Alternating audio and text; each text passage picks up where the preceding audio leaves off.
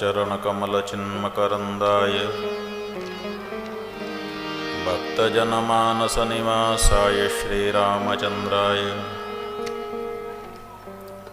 तद्दिव्यमव्ययं धाम सारस्वतमुपास्महे यत्प्रसादात् प्रलीयन्ते मोहान्धतमसश्चटाः। विश्वं दर्पणदृश्यमाननगरी तुल्यन्निजान्तर्गतं पश्यन्नात्मनि मायया बहिरिवोद्भूतं यथा निद्रया। यस्साक्षात् कुरुते प्रबोधसमये स्वात्मानमेवाद्वयं तस्मै श्रीगुरुमूर्तये नम इदं श्रीदक्षिणामूर्तये। कञ्जासनादिसुरवृन्दलसत्किरीटकोटिप्रघर्षणसमुज्ज्वलदङ्घ्रिपीठे त्वामेव यामि शरणं विगतान्यभावं दीनं विलोकय दयार्द्रविलोचनेन। श्रीललिते जय ललिते जय जय ललिते। श्रीललिते जय ललिते जय जय ललिते। श्रीत्रिपुरे जय त्रिपुरे जय जय त्रिपुरे। श्रीत्रिपुरे जय त्रिपुरे जय जय त्रिपुरे। श्रीबाले जय बाले जय जय बाले। श्रीबाले जय बाले जय जय बाले। श्रीदुर्गे जय दुर्गे जय जय दुर्गे। श्रीदुर्गे जय दुर्गे जय जय दुर्गे। दुर्गतिनाशिनी दुर्गे जय जय। दुर्गतिनाशिनी दुर्गे जय जय। काली काल विनाशिनी जय जय। काल विनाशिनी काली जय जय। उमेरा में ब्रह्माणी जय जय। उमेरा में ब्रह्माणी जय जय। सीते राधे रुक्मिणी जय जय। सीते राधे रुक्मिणी जय जय। दुर्गतिनाशिनी दुर्गे जय जय। दुर्गतिनाशिनी दुर्गे जय जय। काल विनाशिनी काली जय जय। काल विनाशिनी काली जय जय। ललिते त्रिपुरे बाले जय जय। ललिते त्रिपुरे बाले जय जय।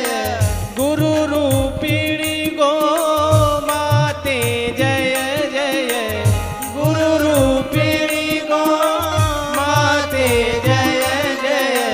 दुर्गतिनाशिनी दुर्गे जय जय। दुर्गतिनाशिनी दुर्गे जय जय। काल विनाशिनी काली जय जय। काल विनाशिनी काली जय जय। काल विनाशिनी काल विनाशिनी काल विनाशिनी काली जय। बोलिए जगदम्बा महारानी की जय। हर हर महादेव।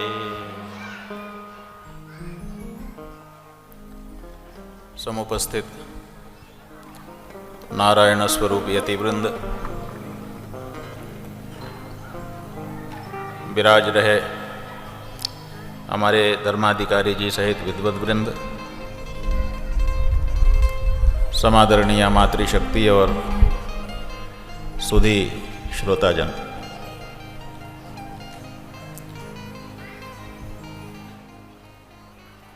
राजन संसार मूलम ही त्रिविध परिकीर्तितः अहंकारस्त सर्वज्ञैर मुनिभिर धर्म निर्णय। ये संसार के जितने विद्वान हुए हैं, जितने विचारशील लोग हुए हैं, उन सब ने एक निर्णय बहुत साफ कर दिया कि ये संसार का अगर कोई मूल है तो वो है अहंकार। चाहे वो संसार का मूल कहो, चाहे व्यवहार का मूल कहो, है अहंकार। अहंकार न हो तो ये संसार भी ना हो और सारा व्यवहार भी ना। जब हमको कोई ना कोई अहंकार आता है तभी तो हम उस अहंकार के अनुरूप व्यवहार करना शुरू करते हैं। मैं जब आया तो वो किम रूपक मैं आया? मैं विद्यार्थी हूं ऐसा आ जाए अहंकार तो लोग पढ़ने लग जाते हैं। मैं भूखा हूं तो भोजन खोजने लगते हैं। मैं तृप्त हूं तो बिस्तर खोजने लगते हैं।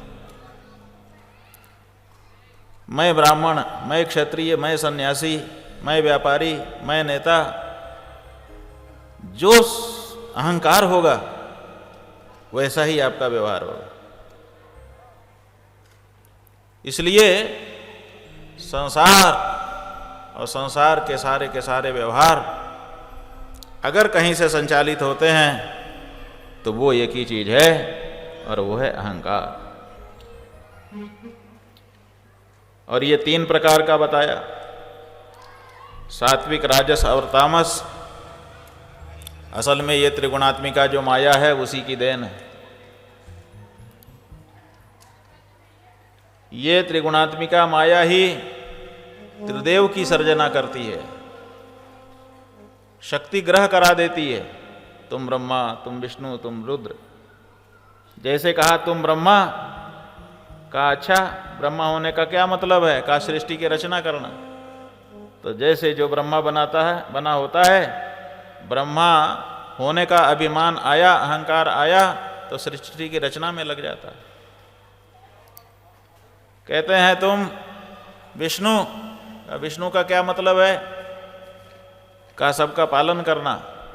तो जैसे ही अहंकार आया कि मैं विष्णु हूं तो सबका पालन करने लगता है। और कहा तुम शिव,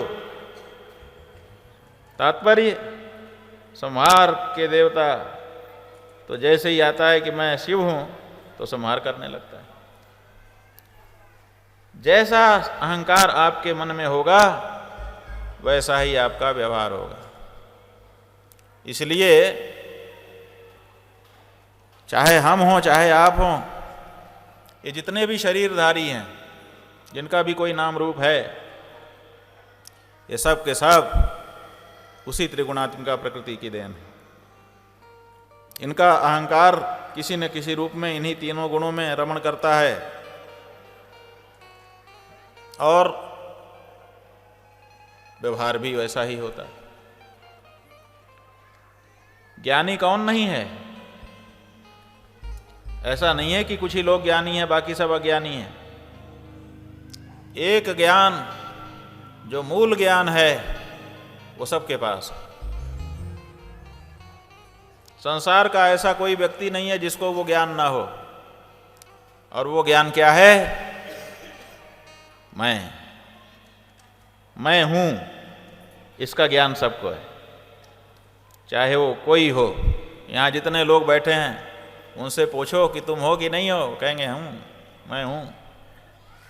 छोटे छोटे बच्चे खेलना शुरू करते हैं तो क्या खेल खेलते हैं? छिप जाते हैं और चिल्लाता है तुम कहाँ हो? तो बोलते हैं मैं यहाँ हूं। अपनी स्थिति, अपनी लोकेशन बताते हैं और उसी ध्वनि का अनुवर्तन करते हुए दूसरा उनके पास पहुंच जाता है और कहता है कि हमने तुमको खोज लिया, पा लिया। पा लिया माने मैं जीत गया, और नहीं पाया तो हार गया। बचपन से ये खेल सबने खेला होगा, असल में ये खेल नहीं है, यही ब्रह्म ज्ञान की सरणी है। प्रश्न यही है कि तुम कौन हो, कहाँ हो?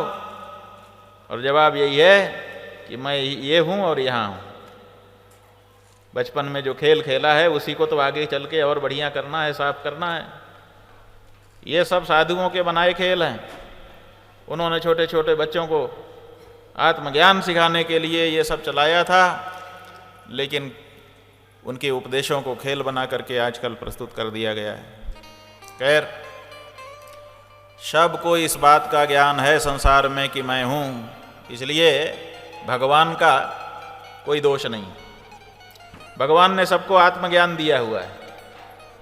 आपको आपका ज्ञान है कि नहीं है? कहा है मैं हूँ, ये तो ज्ञान हमको आई है, लेकिन क्या ज्ञान हो गया है? उस ज्ञान में हमने कुछ अपना ज्ञान मिला दिया है। भगवान ने जो शुद्ध ज्ञान दिया था, उस शुद्ध ज्ञान में हमने कुछ अपना भी ज्ञान मिला दिया है। वो क्या ज्ञान है? वो ज्ञान यहाँ संसार में आके हमको मिला। भगवान ने जो दिया था उससे आगे का ज्ञान। भगवान ने ज्ञान दिया था आत्मा का, आत्मज्ञान दे करके हमको उत्पन्न किया था। गर्भवास के समय 9 महीने उल्टा लटके रहने के कारण हमारी कुंडलिनी जागृत थी। हमको आत्मज्ञान हो चुका था, इसीलिए तो मोक्ष हुआ, नहीं तो मोक्ष क्यों होता? जिसका आत्मज्ञान हो जाता है वही तो मुक्त होता है। तो गर्भवास में जहां हम बंधन में थे, वहां से मुक्त हो गए। क्यों मुक्त हुए? क्योंकि ज्ञान हुआ। लेकिन बाहर आते ही हमने यही तो पूछा कि हम कहाँ आ गए? और लोगों ने बताया, अरे बेटा तुम मेरठ आ गए, तुम फरीदाबाद आ गए। तो हमने सब पकड़ लिया कि हम तो मेरठ और फरीदाबाद आ गए। फिर हमने कहा भाई हम कौन हैं? पूछे उससे पहले ही हमारा एक नाम रख दिया लोगों ने। हमसे तो पूछा ही नहीं कि तुम कौन हो। अगर हमसे पूछते तो हम बताते कि हम कौन हैं, लेकिन हमसे पूछने की जरूरत संसार ने नहीं समझी। संसार ने एक नाम हमारा कर दिया और उसी नाम से हमारा संबोधन करने लगे। जब हम ये नाम बुलाएं तब तुम बोलो, क्योंकि तुम अब यही हो। तो हमको हमारे नाम वाला किसने बनाया? हम नहीं थे इस नाम वाले, लेकिन संसार के लोगों ने हमारा एक नाम रख के और बार बार वही नाम बुला करके हमको उस नाम वाला बना दिया। फिर कहने लगे तुम मनुष्य हो, पशु नहीं हो। तो हमने वो मान लिया कि ठीक है, हम मनुष्य नहीं, हम पशु हैं। हम पशु नहीं हैं, हम मनुष्य हैं। फिर कहने लगे मनुष्यों में भी तुम ब्राह्मण, क्षत्रिय, वैश्य, शूद्र ये वाले हो। हमने वो मान लिया। फिर कहने लगे तुम 4 आश्रमों में से इस आश्रम वाले हो। हमने वो मान लिया। तुम बेटा हो, हमने मान लिया। तुम भाई हो, हमने मान लिया। तुम बहन हो, हमने मान लिया। फिर कोई आया, तुम मामा हो, तुम चाचा हो, तुम काका हो, तुम नाना हो। इस संसार के लोग एक एक बात हमको बताते गए और वो एक एक बात हम पकड़ते चले गए। संसार ने जो हमको बताया वो हमने अपने आप को मान लिया, जबकि ऐसे थे नहीं हम। जब हम आए थे एकदम शुद्ध, खालिस थे, स्वच्छ। लेकिन संसार ने इसमें अपना मिला मिला के इतना भ्रम में हमको डाल दिया कि आज अगर हमसे कोई पूछे कि अब बताओ, अब तो तुम बताने लायक भी हो चुके हो, क्या हो, तो हम में से कोई भी अपना वो मूल ज्ञान नहीं बता पाएगा। इस संसार ने जो ज्ञान हमको करा दिया है वही बता पाएगा। सही है कि गलत? तो इसका मतलब हमारा जो ज्ञान है वो परमात्मा का दिया हुआ ज्ञान है कि संसार का दिया हुआ ज्ञान? संसार का दिया हुआ ज्ञान लेकर के हम अपने शुद्ध स्वरूप को भूल गए हैं। इसीलिए अपने शुद्ध स्वरूप का ज्ञान कराने के लिए हमको देवी भागवत जैसे ग्रंथ की आवश्यकता पड़ रही कि हमको ये संसार का जो ज्ञान है इसको एक तरफ रखो। हमारा जो मूल स्वरूप है उस स्वरूप से हमारा परिचय करा दो। इसलिए अहम अस्मि, मैं हूँ, ये जो हमारा मूल ज्ञान था अब दूसरे रूप में परिणत हो गया। अब मैं ये हूँ, मैं ये हूँ, मैं ये हूँ, ऐसे संसार के उदाहरणों से अपने आप को जोड़ करके बताने लग गए हम लोग। और 3 तरह का अहंकार हो गया। सात्विक अगर हमारी प्रवृत्ति है तो हमको सात्विक अहंकार आता है कि मैं तो ज्ञानी हूँ, मैं तो त्यागी हूँ, मैं तो तपस्वी हूँ, मैं तो सन्यासी हूँ, मैं तो पुजारी हूँ, मैं तो दयालु हूँ। सात्विक अहंकार है तो ये अहंकार हो जाता है। और अगर राजस अहंकार हुआ तो मैं शासक हूँ, मैं तुम्हारा प्रभु हूँ, मैं जैसा कहूँ वैसा तुमको करना पड़ेगा। ये अहंकार आ गया कि मैं तो शासक हूँ। और अगर तामस अहंकार आ गया तो का फिर तो पता ही नहीं है कि मैं क्या हूँ, ये पता नहीं है, लेकिन दूसरे के अस्तित्व को नकारने की क्षमता हम में आ गई। सात्विक अहंकार जो है वो दूसरे के अस्तित्व को नकारता नहीं है, बल्कि दूसरे के अस्तित्व को भी समादर करता है। जैसे मैं हूँ, जैसा मेरा सम्मान है वैसा आपका भी है, आपके भी अपने विचार हैं, आपका भी अपना जीवन है, आपके भी अपने सिद्धांत हैं। हम आपके सिद्धांत का आदर करते हैं और अपने सिद्धांत पे हम दृढ़। ये तो एक सात्विक व्यक्ति का विचार है। लेकिन यही जब राजस में परिणत होता है तो दूसरे का सम्मान जो है वो छोटा हो जाता है। वो कहता है जैसा मैं कहूँ वैसा करो, तुम्हारे विचार ठीक नहीं है, मेरे विचार को आत्मसात करो। और अगर कोई अपने विचार हमारे सामने प्रकट करने लगता है तो हम उससे लड़ जाते हैं, उसके विचार को स्वीकार नहीं कर पाते, अपना विचार उसके ऊपर थोपना शुरू कर देते हैं। ये राजस अहंकार। और तामस, सात्विक अहंकार में तो हम बराबरी का दर्जा दूसरे को दे रहे थे, बल्कि अपने से भी ऊंचा दर्जा दे रहे थे कि भाई भगवान ही आए हैं हमारे पास। राजस अहंकार में हम शासक हो गए, उसको शासित समझा। लेकिन तामस अहंकार में तो हम किसी को कुछ गिनते ही नहीं है, बस मैं ही मैं हूँ, मैं ही मैं हूँ, दूसरा तो कोई है ही नहीं है। और है भी कीड़े मकोड़े के जैसा हमारे लिए, तुच्छ, कोई आदर नहीं दूसरे के लिए। उसका उपयोग करना हो तो दूसरा है, और उपयोग करने के बाद उठा के फेंक दिया। ये हमारी प्रवृत्ति हो जाती है। इसलिए संसार के मूल व्यवहार, उनका कारण अहंकार। वो अहंकार 3 तरह का, सात्विक, राजस और तामस। जिसका जैसा अहंकार है वो व्यक्ति भी वैसा ही है।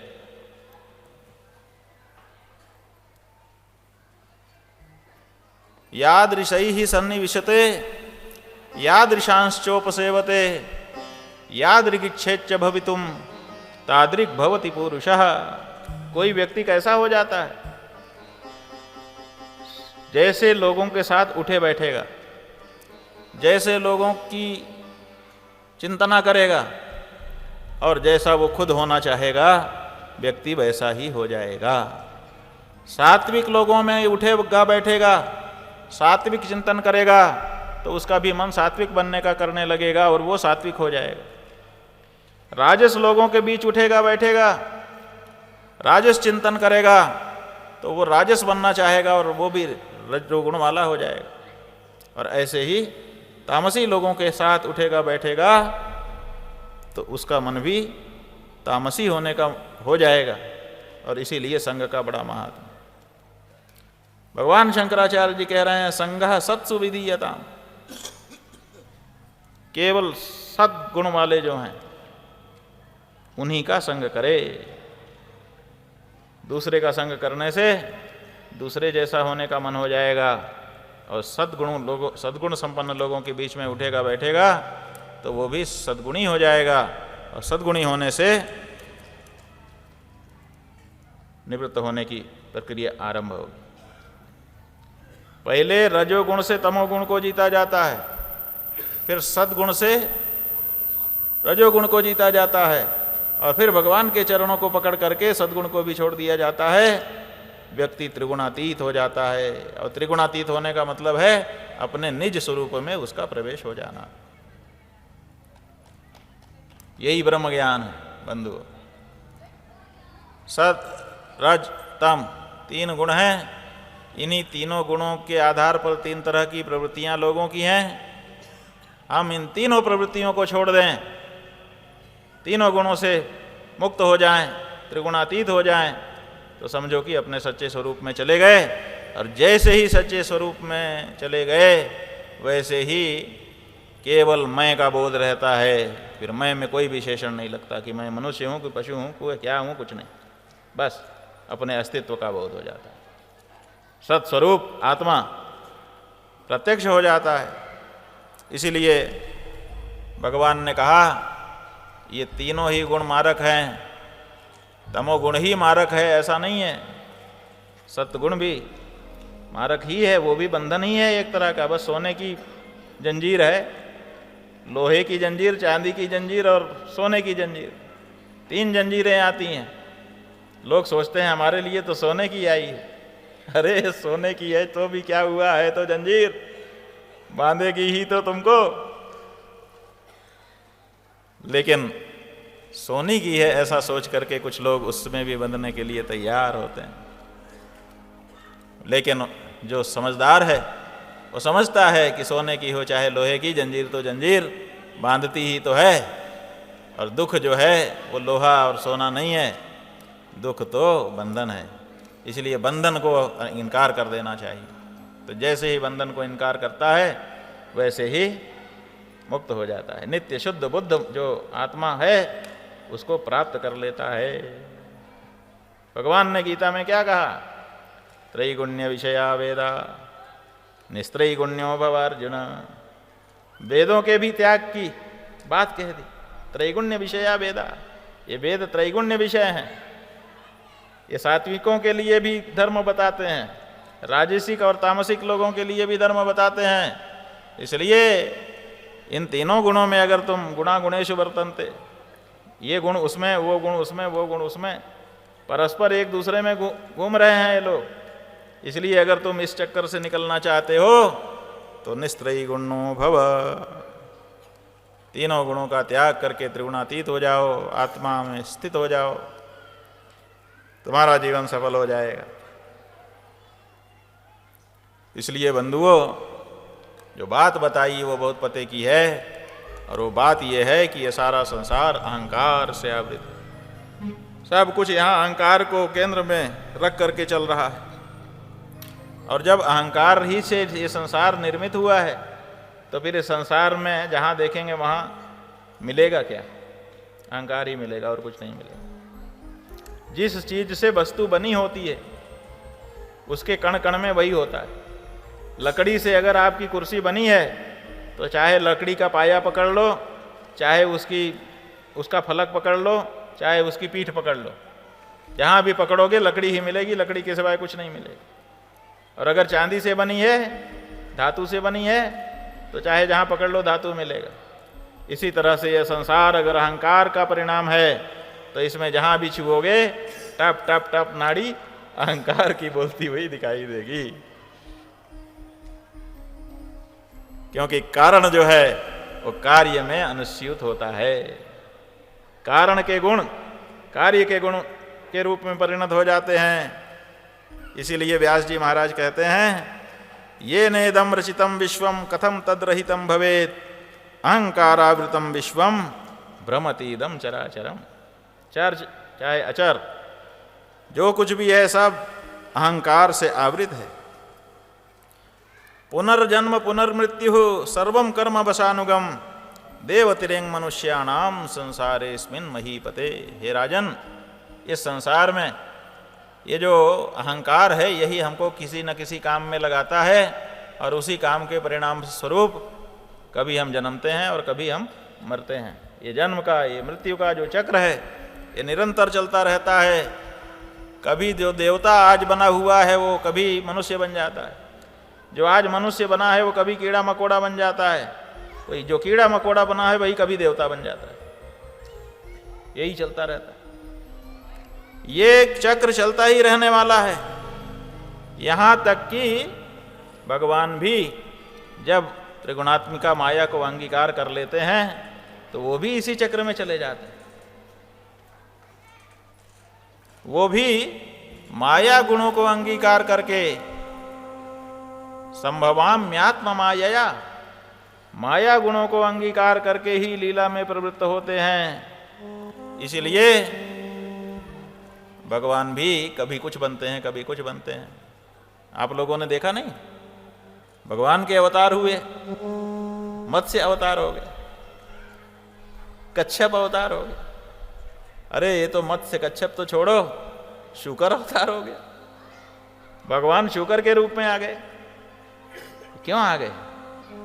जैसे भगवान अनेक रूप धारण कर लेते हैं, ऐसे ही हम भी अपने कर्म के वशीभूत होकर के उनके फलों को भोगने के लिए जाने कौन कौन से रूप में आते रहते हैं और जाते रहते हैं। राजा जन्मेजय ने कहा, महाराज कैसी बात करते हैं, भगवान भी कर्म के वशीभूत हो जाते हैं? क्या भगवान के भी कर्म होते हैं? कर्म तो अज्ञानी के होते हैं, वो सोचता है मैं करता हूं इसीलिए करता है। और क्या भगवान के कर्म होते हैं? और अगर कर्म होते हैं तो कर्म का फल तो होता ही होगा। तो क्या कर्म भगवान को भी कर्म फल के बंधन में बंद करके कर्म के फलों को भोगना पड़ता है? व्यास जी ने कहा, बिल्कुल, तुम्हारे भोगने में उनके भोगने में थोड़ा अंतर है। अंतर इतना ही है कि जैसे जमीन में बैठ करके देखने वाला और मंच पे खड़े होकर के अभिनय करने वाला, दोनों ही मनुष्य हैं, दोनों अपना अपना कर्म कर रहे हैं। एक मनोरंजन करने आया है, एक मनोरंजन कराने आया है। मनोरंजन करने आया है जो बैठा है वो जानता है कि मैं क्या हूं, मैं मजदूर हूं, मैं व्यापारी हूं, इतना जान रहा है। और वो मंच पे जो अभिनय कर रहा है वो जान रहा है कि मैं मजदूर हूं, मैं व्यापारी हूं, लेकिन राजा बन के आया है, इसलिए मंच के ऊपर राजा की तरह से चल रहा है, राजा की तरह से उठ रहा है, बैठ रहा है, राजा की तरह से खा रहा है, पी रहा है। अंदर से जानता रहता है कि मैं क्या हूं। अपने सही स्वरूप को जानते हुए किसी और स्वरूप में व्यवहार कर रहा है, और जो देखने वाला है वो ये व्यवहार नहीं कर रहा है, बल्कि जो स्वरूप में है उसी में वो निवास कर रहा है। इतना ही अंतर है, इससे ज्यादा क्या अंतर? कर्म दोनों कर रहे हैं और कर्म का फल भी दोनों का हो रहा है। नाटक में जैसा जैसा फल बताया गया है, जैसे जैसे पात्र का, वो तो उसको भोगना ही पड़ेगा। उसके ऊपर कोई तलवार मारेगा तो उसको मरना ही पड़ेगा, बिना मरे नहीं रह सकता। वो कहे नहीं मैं नहीं मरा तो नाटक ही बिगड़ जाएगा। इसलिए नाटक में तलवार मारी जाने पर उसको मर जाना पड़ता है, और नाटक में मंत्र फूंकने पर उसको जीवित होकर उठ जाना पड़ता है। क्यों? क्योंकि अभिनय का वही उसकी मांग है। तो ये भगवान को क्यों, कौन सा कर्म आ गया? भगवान को क्यों जन्म लेना पड़ता है? उनको क्यों गर्भवास करना पड़ता है? आपने भगवान श्री कृष्ण के बारे में सुना कि पहले भगवान मन आनक दुंदुभे, आनक दुंदुभी जो वसुदेव जी थे उनके मन में आए, उनके मन से फिर देवकी में चले गए। सा देवकी सर्व जगन निवास निवास भूता नितराम न रेजे। सब जगत का जो निवास है वो आज देवकी के पेट में निवास कर रहा है। देवता आ गए गर्भस्तुति करने के लिए, इसका मतलब गर्भ में भगवान थे तभी तो आए। तो भगवान को गर्भ में क्यों रहना पड़ा? गर्भ में रहना तो बड़े कष्ट का काम है। भगवान वो भोग रहे थे कष्ट, क्यों भोग रहे थे? आखिर कुछ तो किया होगा जिसके कारण भोग रहे थे। तो राजा जन्मेजय कहते हैं, महाराज ये भगवान को कौन सा कर्म फल भोगने की जरूरत पड़ गई, जिसके कारण गर्भवास जैसा बड़ा दुख उनको भोगना पड़ गया। व्यास जी ने कहा, महाराज भगवान को भृगु ऋषि ने शाप दे दिया। अरे भृगु ऋषि को शाप? भृगु ऋषि का शाप भगवान को? ऐसा भृगु ऋषि ने क्यों किया? भगवान को क्यों शाप दे दिया? व्यास जी ने कहा, सुनो, आपने बलि का नाम सुना है? कहाँ सुना है? दैत्यों के राजा। कहा वो अपने उत्कर्ष के अवसर पर देवताओं को जीतने के लिए स्वर्ग पर आक्रमण कर चुके थे, लेकिन पराजित हो गए। राजा बलि जब पराजित हो गए तो उन्होंने शुक्राचार्य जी से जाकर के सहायता मांगी, हे गुरु जी, हम देवताओं से पराजित हो गए, हमको शक्ति संपन्न बनाइए ताकि हम अपने इस अपमान का बदला और ज़्यादा तेजी से ले सकें, जल्दी ही देवताओं को फिर से पराजित कर सकें। उन्होंने कहा, देखो, लोहे को काटना है तो लोहे की ही आरी बनानी पड़ेगी, लोहा लोहे से कटता है। इसलिए अगर तुमको देवताओं को पराजित करना है तो देवताओं से ही शक्ति मांगो। गुरु शुक्राचार्य ने यह उपदेश किया। दैत्यों ने कहा, महाराज, हम क्या शक्ति मांगे, हमारे लिए आप ही मांग लीजिए, क्योंकि हमको तो ये आएगा नहीं, आप इस बात को पूरा करिए। शुक्राचार्य जी ने कहा, कोई बात नहीं, अपने शिष्यों के हित के लिए मैं कुछ भी करने को तैयार हूं। ठीक है, मैं भगवान शिव का आराधन करूंगा। वो देवता हैं, उनका आराधन करके मैं उनसे शक्ति प्राप्त करूंगा, और उस शक्ति से आप सबको शक्ति संपन्न बना करके तब देवताओं के ऊपर आक्रमण करवाऊंगा, और उन्हीं के शक्ति से उन्हीं को पराजित करवा दूंगा। भगवान शिव को आवाहन दिया। भगवान शिव प्रकट हुए। कहा, महाराज, आपसे ही हम पूछना चाहते हैं, आप समझो हमारे गुरु, बताइए हमारे शिष्यों के लिए शक्ति हमको अर्जित करनी है, कहाँ से करें? कहा, उसके लिए तपस्या करो। ठीक है, आप जैसी तपस्या बताएंगे हम करने को तैयार हैं। भगवान शिव ने सोचा कि कैसी तपस्या इनको बता दें ताकि देवता आराम से कम रह सके, लेकिन ये पूछ रहे हैं तो बताना भी पड़ेगा। तो शिव जी ने कहा, ऐसा है कि जो धान की भूसी होती है, उस भूसी को एक अंगीठी में सुलगाइए, उसका धुआं निकलेगा। कहा, महाराज, और आंच भी निकलेगी। कहा, महाराज? कहा, उसी में मुंह लटका दीजिए। अब जितना धुआं लगे आंखें खोल करके उसको सहिए, और जितनी आंच लगे वो अपने चेहरे पे सहिए। जो आंच है वो हाथ में, मतलब इसमें तो सही जाती है, लेकिन चेहरे पे नहीं सही जाती। शिव जी ने कहा, यही सही है, ये बहुत बड़ा तप होगा। जब तपेंगे आप, तब जा करके आपको कुछ प्राप्तियां होंगी। लेकिन दैत्य गुरु शुक्राचार्य जी के मन में अपने शिष्यों के प्रति कितनी भावना है। उन्होंने कहा, हम स्वीकार करते। भूसी के धुएं में मुंह लटका करके तपस्या करने लगे। 1000 साल तपस्या करो। कहा, 1000 साल करूंगा।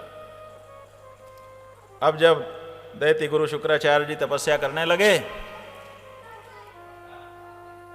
तो देवताओं ने आक्रमण कर दिया दैत्यों के ऊपर कि इस समय गुरु शुक्राचार्य है नहीं, इसी समय आक्रमण कर दिया जाए। अचानक आक्रमण हुआ, ऐसा सुन करके दैत्य तो भागे। किसी तरह से अपनी जान बचाई। कहाँ जाएं? तो शुक्राचार्य जी तो थे नहीं, शुक्राचार्य जी की माता थी, भृगु ऋषि की पत्नी। उन्हीं की शरण में चले गए। कहा, माँ आप ही बचाइए, देवताओं ने अचानक आक्रमण कर दिया है। तो जो भृगु पत्नी थी उसने मंत्र पढ़े, देवताओं को भगा दिया। लेकिन इंद्र और विष्णु आगे सामने नेतृत्व करने लगे देवसेना का। तो भृगु पत्नी ने उनको भी समाप्त करने के लिए उपाय शुरू किया। उनके ऊपर मंत्र मारा और मुंह फैला करके उनको खाने के लिए दौड़ी कि अभी खा जाती हूं, चबा जाती हूं तुम। भगवान विष्णु सामने आए, इंद्र को पीछे किया, लेकिन देखा कि खाने ही आ रही है और इतने क्रोध में है कि इस समय उचित अनुचित का विचार नहीं है इसको। अगर इस समय इसको वर्जित नहीं किया गया तो ये खा ही लेगी। तो उन्होंने अपने सुदर्शन चक्र को आदेश कर दिया और सुदर्शन चक्र से भृगुपत्नी का, शुक्राचार्य जी की माता का सिर काट दिया गया और वो गिर गई। इधर भृगु ऋषि को पता चला, वो आए, आकर के देखा पत्नी 2 टुकड़े होकर के पड़ी हुई है, देवता दूर खड़े हुए हैं, सबसे आगे विष्णु हैं। कहा विष्णु ये तुम्हारा काम है, तुमने स्त्री के ऊपर अपने शस्त्र का प्रहार कर दिया। अरे शस्त्र तो स्त्री की रक्षा के लिए होते हैं और स्त्रियों में भी वो माँ जैसी, माँ की रक्षा। तुमने मातृवध किया है, स्त्रीवध किया है, ये उचित नहीं है। इसका मतलब कि तुमको अभी माँ क्या होती है इसका ध्यान नहीं है, भान नहीं है। जाओ, मैं तुमको शाप देता हूँ, बार बार बार बार स्त्री के गर्भ में प्रवेश करो। जब स्त्री के गर्भ में निवास करोगे तब तुमको पता चलेगा कि स्त्री क्या होती है और माता क्या होती है। तो भगवान विष्णु को शाप मिल गया। उसी शाप के कारण भगवान के अनेक अवतार हुए। अवतारा मृत्युलोके संतुमच्छाप संभवाः प्रायो गर्भभवम दुखम भोंक्ष पापात् जनार्दन। आज तुमने जो पाप किया है, स्त्री हत्या का पाप, उस पाप के परिणाम स्वरूप बार बार गर्भवास का दुख भोगो। ऐसा कह करके भगवान विष्णु को शापित कर दिया भृगु ऋषि ने, और फिर संजीवनी विद्या का प्रयोग करके अपनी पत्नी को जीवित भी कर लिया।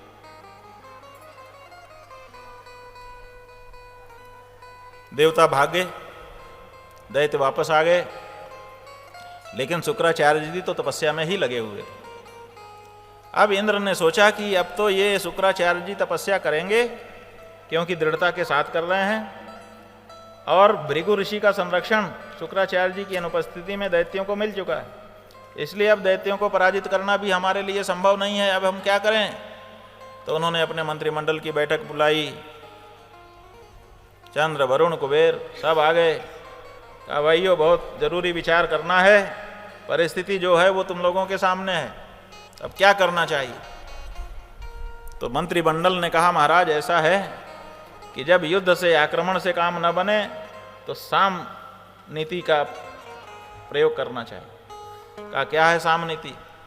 कहा कि मेल मिलाप का प्रयास शुरू करना चाहिए। कहा ठीक है। तो उन्होंने, इंद्र ने अपनी पुत्री को बुलाया, उसका नाम जयंती था, जयंती की बहन। जयंती से कहा बेटा, ये देवताओं के राज्य का प्रश्न है, तुमको हम शुक्राचार्य जी को दे देना चाहते हैं। कहा पिताजी उद्देश्य क्या है? दैत्य कुल में हमको क्यों विवाहित कर रहे हैं, क्यों भेज रहे हैं? कहा उद्देश्य यह है कि उस कुल में जाकर के तुम हमारा काम बनाओगे, हमारा कार्य सिद्ध करने के लिए तुमको उस कुल में जाना पड़ेगा। कहा अगर मेरे जहाँ मैंने जन्म लिया उस कुल का कुछ कार्य होता हो तो मैं वो भी करने के तैयार। तो जयंती शुक्राचार्य जी के पास पहुंच गई। उद्देश्य क्या था? उद्देश्य ये था कि अपनी सेवा से, शुश्रूषा से शुक्राचार्य जी को प्रसन्न करो और दैत्यों की रक्षा से उनको जितना हो सके हटाए रहो, ताकि वो दैत्यों की रक्षा करने के लिए उपस्थित ना मिले। तो जयंती पहुंच गई और वो उनकी सेवा करने लगी। वो तो तपस्या में लगे रहते थे, उनके शरीर की रक्षा की जो जो भी जरूरतें होती थी वो सब तैयार रखती थी। समय से भोजन बना देती थी, समय से नहाने के लिए कपड़े रख देती थी, पानी रख देती थी, दतुवन रख देती थी और भोजन बना करके दे देती थी। जब संध्या करने बैठे उसके पहले संध्या के पात्र, आसन लगा करके तैयार कर देती थी। जब वो तपस्या करने के लिए जाना लगे तब सिगड़ी जला करके भूसी की रख देती थी। सब काम बड़ी तत्परता से वो सेवा करने लगी। लंबे समय तक उसने सेवा किया। इधर शुक्राचार्य जी की तपस्या बढ़ती गई, बढ़ती गई, बढ़ती गई, और एक समय ऐसा हुआ कि भगवान शिव प्रसन्न हो गए, दोबारा आ गए। कहा हमने जैसा तब तुमको बताया था तुमने वैसा ही तब किया है, बड़ी निष्ठा से किया है, इसलिए उस समय जो भी हमारी बात रही आज हमारे मन में तुम्हारे लिए अलग भाव है। मांगो, क्या मांगते हो? मांग लो। शुक्राचार्य ने कहा, महाराज अपने शिष्यों की सहायता हम समय पर कर सकें, जब हमारे शिष्यों को हमारी ज़रूरत पड़े तो हम में इतनी शक्ति होनी चाहिए कि शिष्य जो मांगें उनकी रक्षा के लिए जो जरूरी हो हम दे सकें, और इस रूप में हमारी प्रतिष्ठा हो कि हम देवताओं के सबल गुरु हैं। भगवान शिव ने कहा, एवं अस्तु, ऐसा ही होगा। जाओ, तुमको मार पाना किसी के लिए भी कठिन होगा, और तुम जब शिष्यों की सहायता करना चाहोगे तुम में उतनी शक्ति रहेगी और पूरे संसार में तुम्हारी इसी रूप में प्रतिष्ठा होगी। देवगुरु बृहस्पति की जैसी प्रतिष्ठा है वैसी ही प्रतिष्ठा दैत्य गुरु शुक्राचार्य तुम्हारी भी होगी। बड़े प्रसन्न हो गए शुक्राचार्य जी, भगवान शिव को प्रणाम किया, स्तुति की। भगवान शिव आशीर्वाद देकर के अंतर्धान हो गए। पीछे मुड़े शुक्राचार्य जी की, अब चलें अपने शिष्यों की रक्षा करने के लिए। तो हाथ जोड़े हुए जयंती खड़ी थी। शुक्राचार्य जी ने देखा, अरे आप कौन हैं? कहा, महाराज मेरा नाम जयंती है, मैं इंद्र की पुत्री हूं, जयंत की बहन हूं। कहा, हाँ आप यहाँ क्यों आई हैं? कहा, महाराज हमारे पिताजी ने जाने कब आपके प्रति हमको दे दिया है, मैं आपकी पत्नी बनने के लिए आपके पास आई हूँ, पिता के द्वारा दी जा चुकी हूँ। आपने केवल पानी ग्रहण नहीं किया है, पिता की तरफ से तो मैं आपकी दत्ता हूँ। कहा, अच्छा, तो जब हम तपस्या में थे तो आप ही हमारी सेवा कर रही थी? कहा, जी बिल्कुल, आपने ठीक स्मरण किया। तपस्या के समय शुक्राचार्य जी ने ध्यान नहीं दिया था, वो सेवा कर रही थी लेकिन वो अपने काम में लगे हुए थे। तपस्या के बाद जब ये प्रश्न आया तब उन्होंने पूछा, कहा आप ही थी? कहा, हाँ हम ही थे। कहा, आपने बड़ी सेवा हमारी की, आपके ऊपर हम प्रसन्न हैं, बताइए आपको क्या दें? कहा, पिताजी ने दे दिया है, आप भी हमारा हाथ पकड़ लीजिए, पानी ग्रहण कर लीजिए, विधि विधान के साथ हमसे विवाह करिए और पति सुख प्रदान करिए। कहा, देखिए आपके पिता ने अच्छा किया, आपने भी बहुत हमारी सेवा की, इसलिए आपके इस निवेदन को हम स्वीकार करते हैं, लेकिन हमारे जीवन का उद्देश्य अलग है, इसलिए हम सदा सदा के लिए आपके नहीं हो सकते। 10 वर्ष के लिए हम आपके होते हैं, 10 वर्ष के बाद जो हमारा जीवन का उद्देश्य है उसके लिए आप हमको छोड़ दीजिएगा, अवसर दे दीजिएगा। जयंती ने कहा, कोई बात नहीं महाराज, 10 वर्ष ही सही, अगर आप 10 वर्ष के लिए हमको आपका सानिध्य प्रदान करते हैं तो हम उतने में भी खुश हैं, एकांत में हमको ले चलिए। तो शुक्राचार्य जी जयंती को एकांत में लेकर के चले गए, पानी ग्रहण हुआ और दोनों साथ में रहने लगे। यहाँ दैत्य कभी कभी आते थे कि शुक्राचार्य जी की तपस्या कैसी चल रही है देखने के लिए। एक दिन जब समूह बना करके आए कि चलो शुक्राचार्य जी को दूर से देख के आते हैं, तो दूर से देखा तो शुक्राचार्य जी तो वहाँ थे ही नहीं तपस्थली पर। दैत्य अंदर आए, कुटिया में देखा कहीं शुक्राचार्य जी नहीं, सिगड़ी पड़ी हुई है, उसमें भूसी जमी हुई है, अब वो जलती नहीं है। अरे क्या हुआ, कहाँ चले गए हमारे गुरुजी? इधर उधर खोजा, पहाड़ पे चढ़ के आवाज़ लगाई, गुरुजी गुरुजी, लेकिन गुरुजी तो एकांत में चले गए थे, इसलिए सुनकर भी उन्होंने अनसुना कर दिया। दैत्य निराश हो गए, पता नहीं हमारे गुरुजी कहाँ चले गए हैं। जब ये सब हो रहा था तो सूचना तो जासूसों के माध्यम से मिलती ही रहती है, देवताओं को मिल गई कि शुक्राचार्य जी को जयंती ले गई है एकांत में, और 10 वर्ष तक अभी वो सामने आने वाले नहीं हैं। तो देवताओं ने सोचा कि यही सही समय है, अब अपने लोगों को कुछ काम कर लेना चाहिए। आक्रमण तो नहीं कर सकते क्योंकि भृगु ऋषि हैं, वो रक्षा कर लेंगे, भृगु पत्नी है वो रक्षा कर लेगी, तो क्या किया जाए? तो सब देवताओं ने गुरु बृहस्पति से कहा, महाराज आप कुछ करिए। क्या करें? तो योजना बताई गई कि आप गुरु तो हैं ही हैं, उपदेश देने में आप चतुर हैं, जैसा चाहें वैसा उपदेश कर सकते हैं। ये विद्वान लोग जो होते हैं ये दुधारी तलवार होते हैं। दुधारी तलवार इसलिए कि जिस चीज को चाहो उसी को ये अच्छा भी सिद्ध कर सकते हैं, और जिस चीज को चाहो उसी को बुरा भी सिद्ध कर सकते हैं। कहते हैं एक वकील था, बड़ा विद्वान था, लेकिन थोड़ा नशा करता था। एक दिन नशा कर लिया और उसी समय मुकदमा आ गया। जो व्यक्ति था जिसका मुकदमा था वो आया, कहा हमारा मुकदमा है, आपको बहस करनी है। उन्होंने कहा भाई अब हम क्या करें, हम तो थोड़ा सा नशा कर लिए, आज तो बहस बहुत ज़रूरी है, आपको चलना पड़ेगा। तो चला गया और जा कर के खड़ा हुआ और बहस शुरू कर दिया। और बहस में उसको ध्यान नहीं रहा कि हम किस पक्ष के हैं, तो अपने विरुद्ध पक्ष की जो बहस थी वो शुरू कर दिया। सारी बहस कर गया, सारी बात अपने क्लाइंट की काट दी, तहस नहस कर दिया, ध्वस्त कर दिया पूरा मुकदमा।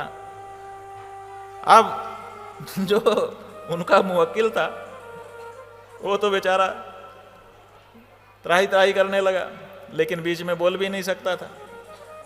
तो जब बहस पूरी हो गई तो वो आया दौड़ के, कहा आज आपने हमको हमारा मुकदमा समाप्त करवा दिया। कहा क्या हुआ, आपने तो सब विरोधी पक्ष की बहस कर दी। उसने कहा हुजूर अभी हमारी बहस थोड़ी बाकी है, कल हम ये बात और आगे बताएंगे। तारीख मिल गई। अब जब तारीख मिल गई तो दूसरे दिन उसका नशा उतर गया, अपने मुवक्किल के साथ कोर्ट में आया, खड़ा हुआ। जज मुस्कुराया, उसने कहा अब क्या बचा है बहस करने के लिए वकील साहब, आप तो अपने विपक्ष में सब बहस कर चुके। वकील बोला हुजूर यही तो मैं बताने आया हूं, मैंने कहा था अभी मेरी बहस बाकी है। कल जितनी बहस मैंने की वो अपने विरुद्ध पक्ष की तरफ से की, यही तो कहेंगे हमारे विरुद्ध पक्ष वाले, और क्या कहेंगे। अब मैं अपनी बात आपको कहने जा रहा हूं। मैंने अपने विरोधियों की जितने तर्क हो सकते थे वो सब उठा दिए, जितने प्रमाण हो सकते थे वो सब दे दिए। अब मैं अपनी बात कहता हूं, और यहां से शुरू किया और सब प्रमाणों को और सब तर्कों को काट करके अपने पक्ष को स्थापित कर दिया। कहने का मतलब क्या है, कहने का मतलब यह है कि वो वकील है, विद्वान है, वो जब चाहे तो उसी बात को सही सिद्ध कर दे और जब चाहे उसी को गलत सिद्ध कर दे। देवताओं ने कहा गुरु जी आप तो गुरु हैं, इसलिए आप जिस समय जैसा चाहें वैसा उपदेश कर सकते हैं, आपके अंदर क्षमता है, बस केवल एक बात आपको करना है। कहा क्या करना है, कहा आपको शुक्राचार्य बन जाना है, देव गुरु की जगह दैत्य गुरु बन जाना है। अगर आप शुक्राचार्य जी का वेश धारण कर लें और दैत्यों के पास पहुंच जाएं तो 10 वर्ष तक आप उनको उपदेश कर पाएंगे, और 10 वर्ष में तो जाने कितना आप बदल देंगे। दैत्यों का पूरा तौर तरीका सब बदल देंगे आप। देव गुरु ने कहा चिंता मत करो, अगर दैत्यों का गुरु शुक्राचार्य भूसी का धुआं लंबे समय 1000 साल तक सेंक सकता है अपने शिष्यों के लिए, तो मैं तुम लोगों के लिए कुछ नहीं करूंगा, मैं तैयार हूं। तो देव गुरु बृहस्पति ने शुक्राचार्य का वेश बना लिया और दैत्यों के बीच में पहुंच गए। दैत्यों ने देखा गुरुजी शुक्राचार्य जी आ रहे हैं तो दौड़ करके स्वागत सत्कार किया, आसन पर बैठा रहा, उनकी पादुकाओं की पूजा की, हाथ जोड़ करके खड़े हुए। गुरुजी कहाँ चले गए थे आप? गुरुजी ने कहा आप कहीं भी गए थे, तुमको इससे मतलब है, आम खाने से मतलब है कि पेड़ गिनने से मतलब है? तुम्हारे बीच में हम आ गए, ये क्या काम है? कहा नहीं गुरुजी हम कुछ नहीं पूछेंगे, आप बस कहीं जाइएगा मत। अब जम गया। अब रोज सवेरे आप लोग आ जाइए, रोज सवेरे आपको हम उपदेश करेंगे, आगे चल करके देवताओं को जीतने के लिए जिन जिन चीजों की जरूरत है वो सब हमको आपको बताएंगे। कहा हाँ गुरुजी हम जानते हैं। अब रोज पढ़ाई पढ़ाने लगे। दैत्य समझते थे कि ये शुक्राचार्य ही हैं और थे वो देवगुरु बृहस्पति। सब उल्टा उपदेश करने लग गए और इस तरह से 10 वर्ष तक उल्टा उल्टा उपदेश सिखाते रहे। बहुत कुछ उन्होंने बदल दिया। 10 वर्ष के बाद जयंती के साथ रह रहे शुक्राचार्य जी ने कहा देवी 10 वर्ष तक हमने तुमको पति की तरह से पाला, 10 वर्ष तक तुमको अपना सानिध्य प्रदान किया, तुमको पति सुख की आकांक्षा थी वो भी प्रदान किया। पहले ही हमारी बात हो गई थी कि 10 वर्ष तक केवल हम आपके साथ रह पाएंगे, इसलिए अब आप हमको अनुमति दीजिए। जयंती क्या करती, पहले वचन दे चुकी थी। उसने कहा जी महाराज जी ठीक है। तो जयंती के पास से निकल करके शुक्राचार्य जी दैत्यों के बीच में आए। और जब आए और देखा तो मंच लगा हुआ है, माइक लगा हुआ है, सारे दैत्य बैठे हुए हैं, लेकिन ये क्या, यहाँ तो उपदेश हो रहा है और ये उपदेश तो देवताओं जैसा हो रहा है, दैत्यों जैसा हो ही नहीं रहा है। कोई बात नहीं, चल करके देखता हूँ। आ करके देखा, उन्होंने समझा कि देवगुरु बृहस्पति आए होंगे, लेकिन ये तो हमारा ही स्वरूप दिखाई दे रहा है। लेकिन ध्यान से देखा, शुक्राचार्य जी समझ गए कि ये देवगुरु बृहस्पति। उन्होंने कहा ये तो बड़ा छल हुआ हमारे साथ, अब हम क्या करें। पास में गए और जा करके माइक छीन लिया। लोगों ने आके पकड़ लिया, तुम कौन हो, क्यों हमारा सत्संग का कार्यक्रम भंग कर रहे हो। बोले अरे भाई सत्संग नहीं, बहुत गलत काम हो रहा है, दुस्संग हो रहा है सत्संग के नाम पर। ये जो बैठा है मंच में, ये तुम्हारा गुरु शुक्राचार्य नहीं है, हम हैं। लोगों ने कहा हाँ, वेशभूषा तो तुमने भी शुक्राचार्य जी जैसी बनाई है, लेकिन तुम नकली हो। नकली शुक्राचार्य हमारे बीच में आ गया। देवगुरु बृहस्पति ने भी कहा भाई देख लीजिए, अब हमारी भी नकल पैदा होने लगी। ये जरूर देवताओं में से आया है और आप लोगों को कुछ उल्टा बताने के लिए आया है। तो सारे दैत्य शुक्राचार्य जी के ऊपर प्रहार करने लगे, कहने लगे कि तुम नकली हो। अब शुक्राचार्य जी बार बार कहें कि हम असली हैं, लेकिन कौन मानने वाला। जो असली था उसी को नकली समझा गया।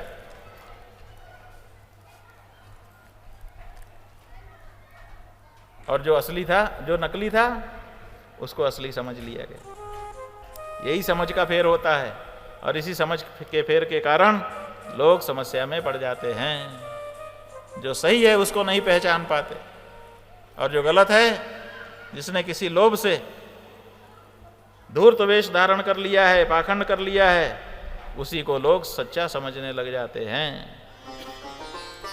किम किम न लभते लोभान मलिनीकृत मानसः अन्योपि गुरुरप्येवं जातः पाखंड खंडितः।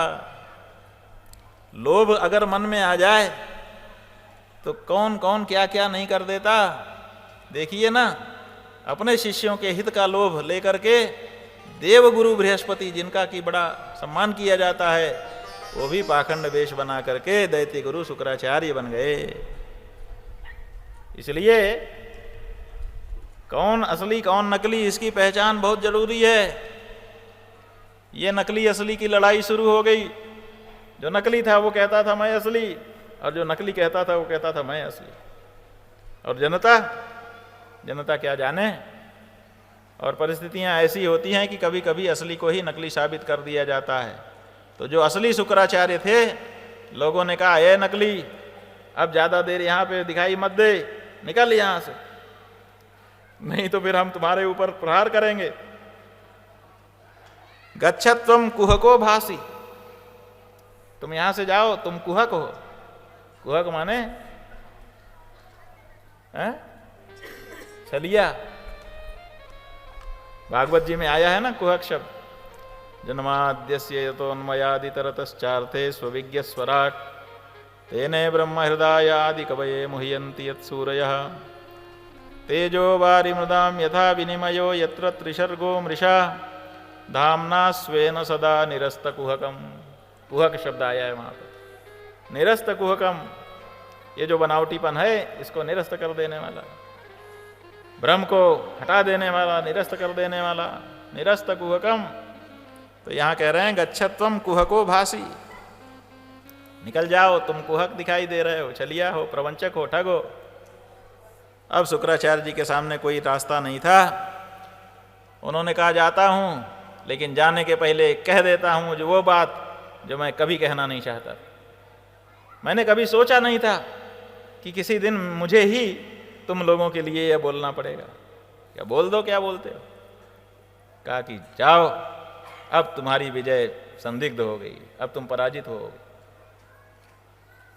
बोले अरे ऐसे कई आए कहने वाले, नकली आदमी के कहने का हमारे लिए कोई मान नहीं है, निकलो यहां से। शुक्राचार्य जी ने शाप दे दिया, चले गए।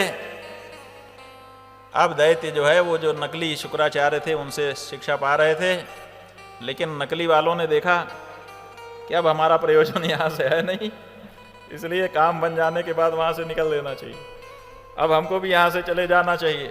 तो असली शुक्राचार्य तो पहले ही चले गए थे, जो नकली शुक्राचार्य थे वो भी कुछ दिन के बाद निकल गए। और जैसे ही वहाँ से शुक्राचार्य जी के रूप में बृहस्पति जो बैठे थे वो निकले, वैसे ही देवताओं ने दैत्यों के ऊपर आक्रमण कर दिया। ये होता, इसलिए असली नकली की पहचान बहुत जरूरी है। ये कोई सामान्य बात नहीं है, कोई भी चीज जो नकली हो उसको स्वीकार नहीं करना चाहिए, चाहे वो घी ही क्यों ना हो। अब इससे क्या हो रहा है, आप लोग नकली घी को असली समझ के खरीद रहे हैं। काहे खरीद रहे हैं? सस्ता मिलता है, और उसका नाम क्या है? पूजा घी। पूजा घी के नाम से नकली घी बिक रहा है, और आप हिंदू सनातनी धड़ल्ले से खरीद रहे हैं। जाने कितना, जितना खाया नहीं जा रहा है उतना पूजा घी के नाम पे नकली घी खरीदा जा रहा है। और नकली घी आप खरीदते हैं वो सिंथेटिक भी होता है, उसके अंदर जानवरों की चर्बी भी मिली रहती है या चर्बी ही होती है, उसमें एसेंस डाल करके उसको शुद्ध देसी घी का सुगंध उत्पन्न कर दिया जाता है। और आप पूजा घी के नाम पे उसको लेते हो, लेकर के मंदिर में जाते हो या अपने घर की पूजा घर में आकर के दिया जलाते हो, आरती करते हो। अब बताइए, चर्बी से जो घी बना होगा जब वो जलेगा, जब उससे आरती होगी, तो उस आरती को देवता स्वीकार करेंगे कि दैत्य स्वीकार करेंगे? देवता तो स्वीकार कर नहीं सकते। तो दैत्य आ जाते हैं वहां पर कि हमारे लिए सामग्री है, हम आएंगे, और वो उसको स्वीकार करते हैं और स्वीकार करके ताकतवर हो जाते हैं। अनजाने में आप देव शक्ति को कमजोर कर रहे हैं और दैत्य शक्ति को मजबूत बना रहे हैं बंधुओं। इसलिए असली नकली की पहचान बहुत जरूरी है। गुरु भी असली नकली निकल के आ गए हैं। गलियन गलियन गुरु फिरे, दीक्षा हमारी ले, और सरक पड़ो चाहे नरक पड़ो, हमें रुपया दे। गली गली में गुरु आज उपलब्ध हैं, जिधर देखो वही गुरु दिखाई देगा। सबके यहाँ कार्यक्रम चल रहे हैं, सबके यहाँ व्यवस्था बनी हुई है, जो आए स्वागत, तुरंत दीक्षा मिलती है। लेकिन उस दीक्षा का परिणाम क्या? वो दीक्षा जो है वो आपके कल्याण का कारण बनेगी कि आपको ठगेगी, इसका भी विचार लोग नहीं कर रहे हैं। बस बहुत ज़्यादा इनका टेलीविजन में है, यही सबसे बड़े गुरु। ये हालत है। इसी तरह से बहुत कुछ नकली हो गया है, यहाँ तक कि नकली देवता भी बना के मार्केट में ला दिए गए। अब आपके देवता नहीं, अब दूसरे नकली देवताओं की मूर्तियां बाजार में मिल रही हैं, और आप उन्हीं को देवता समझ करके प्रचार के कारण ले आ रहे हैं, और उन्हीं को घर में रख के उन्हीं के सामने माथा पटक रहे हैं, यही हमको सब कुछ दे देंगे। अरे जब राम नहीं दे पा रहे हैं तुमको, कृष्ण नहीं दे पा रहे हैं, शंकर अवधरदानी नहीं दे पा रहे हैं, तो वो दे देंगे कल के आए।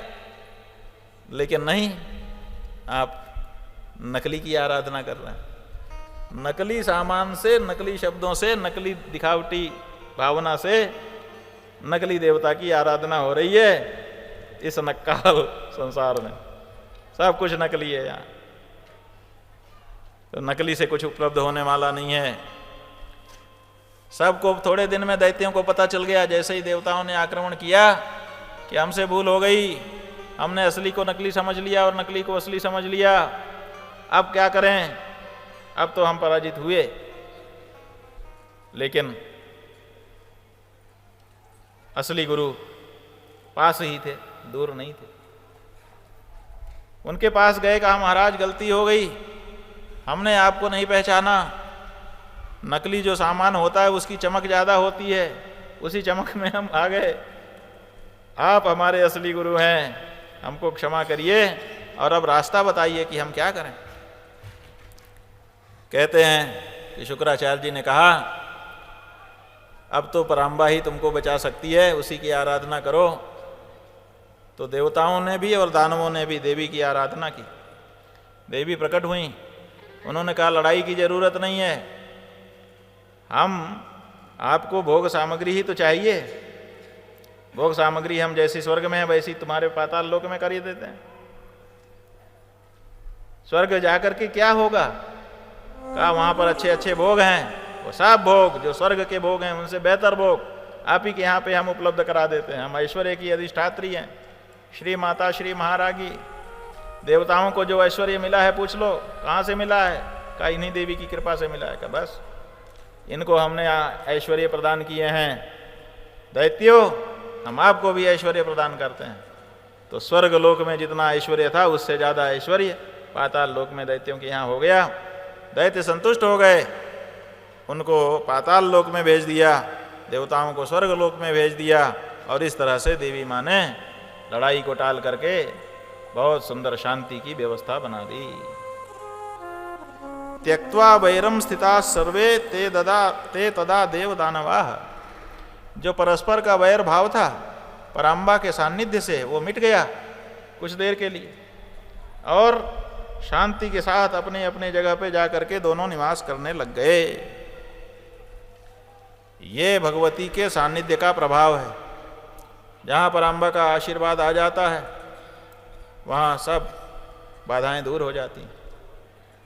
देखिए माँ अगर सामने आ जाए तो बच्चे एक हो जाते हैं। ये बच्चे जो आपस में लड़ झगड़ करके अलग होते हैं, कब अलग होते हैं? प्रायः जब माँ नहीं रह जाती। माँ रहती है तो सबको जोड़े रहती है। इसलिए माता की आराधना हमको कभी भी विखंडित नहीं होने देती है। इसलिए माँ बहुत महत्वपूर्ण है। इसीलिए भृगु ऋषि ने भगवान को कहा कि आप भी माँ का अनुभव करिए, मातृत्व का अनुभव करिए, माँ के गर्भ में जा करके देखिए। तो भगवान ने मातृत्व का अनुभव किया। भूभार के अवतार के लिए उन्होंने अवतार धारण किए। 24 अवतार भगवान विष्णु के बताए जाते हैं प्रमुख। वैसे तो असंख्य अवतार हैं, लेकिन उनमें से 24 प्रसिद्ध हैं जिनका श्रीमद् भागवतादि ग्रंथों में वर्णन किया गया है। ये भगवान का जो अवतार है, ये अवतार माने होता है उतरना या उतारना, दोनों होता है। तो कुछ लोग कहते हैं कि भगवान का अवतार हुआ माने भगवान उतरे। उतरे मतलब ऊपर थे। इसीलिए कुछ लोग एक भगवान के लिए शब्द कहते हैं कि ऊपर वाला। भगवान के लिए कहते हैं ऊपर वाला। ऊपर वाला देख रहा है, कहते हैं कि नहीं?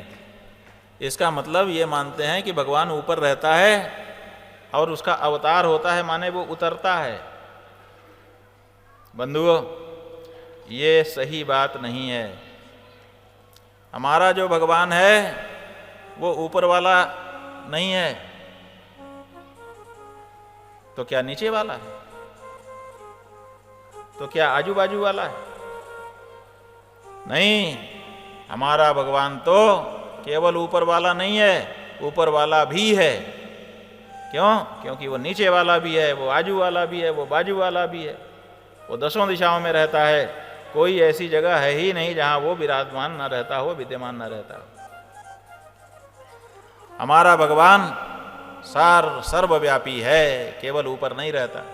इसलिए जो ये कहते हैं ऊपर वाला, तो ये समझने की जरूरत है ये हिंदू शब्दावली नहीं है। क्योंकि हिंदुओं का जो भगवान है वो केवल ऊपर नहीं रहता, वो सब जगह रहता है।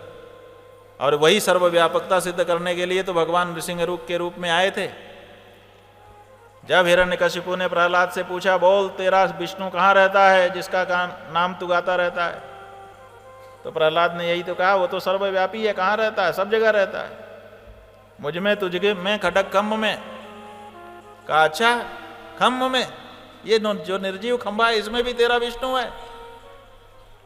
प्रहलाद जी ने कहा, पिताजी खंभे में है विष्णु ये मैं नहीं कहता हूं, मैं ये कहता हूं कि वो सब जगह रहता है। तो सब जगह रहता है तो अपने आप अर्थ लगा लीजिए कि खंभे में रहता है कि नहीं रहता है। खंभे में भी खंबा भी तो सब में आ गया। कहा कैसी बात करता है, खंबे में कहां से रहेगा तेरा विष्णु, ये तो जड़ है, इसमें चेतन कैसे रहेगा। कहा हमने तो अपना सिद्धांत आपको बता दिया, बाकी तो आपके ऊपर है।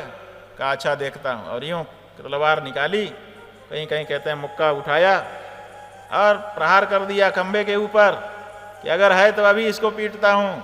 और जैसे ही खंबे में प्रहार किया वैसे ही तड़ तड़ तड़ करके खंबा फटा और उसमें से भगवान नृसिंह अवतरित हो गए। लोगों ने पूछा महाराज इस संसार में मर्यादा सदा आपने बनाई रखी, जब जब अवतार धारण किया आपने माता पिता का चुनाव किया, ये नरसिंह अवतार लेते समय आपने खंबे में से फाड़ करके आने का क्यों सोचा। अगर किसी माता पिता से आ जाते, जैसे राम कृष्ण के रूप में आए थे तब आए थे, तो ये भी हो जाता। तो उन्होंने कहा सत्यम विधातुम निज वृत्ति भाषितम, मेरा जो भक्त था भक्त प्रहलाद, उसकी बात को सत्य सिद्ध करने के लिए हिरण्यकशिपु के सामने, क्योंकि ये बात निकल गई, उसने कहा खंबे में भी है और मेरे भक्त ने कहा हाँ है, तो खंबे से निकलना मेरा जरूरी हो गया था, नहीं तो मेरे भक्त की बात कट जाती। सत्यम विधातुम निज वृत्ति भाषितम, अपने भक्त की बात को सिद्ध करने के लिए मैंने खंबे से अपने आप को प्रकटा दिया।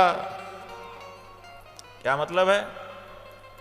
मतलब यही है कि भगवान सर्वव्यापी हैं, केवल ऊपर वाले नहीं हैं। तो फिर ऊपर वाला क्यों कहा जाता है? ये शब्द कहाँ से आ गया? तो आपको हम बताना चाहेंगे।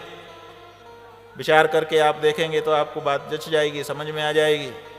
ये हमारे जो इस्लाम धर्म के अनुयायी हैं, ये उनकी शब्दावली।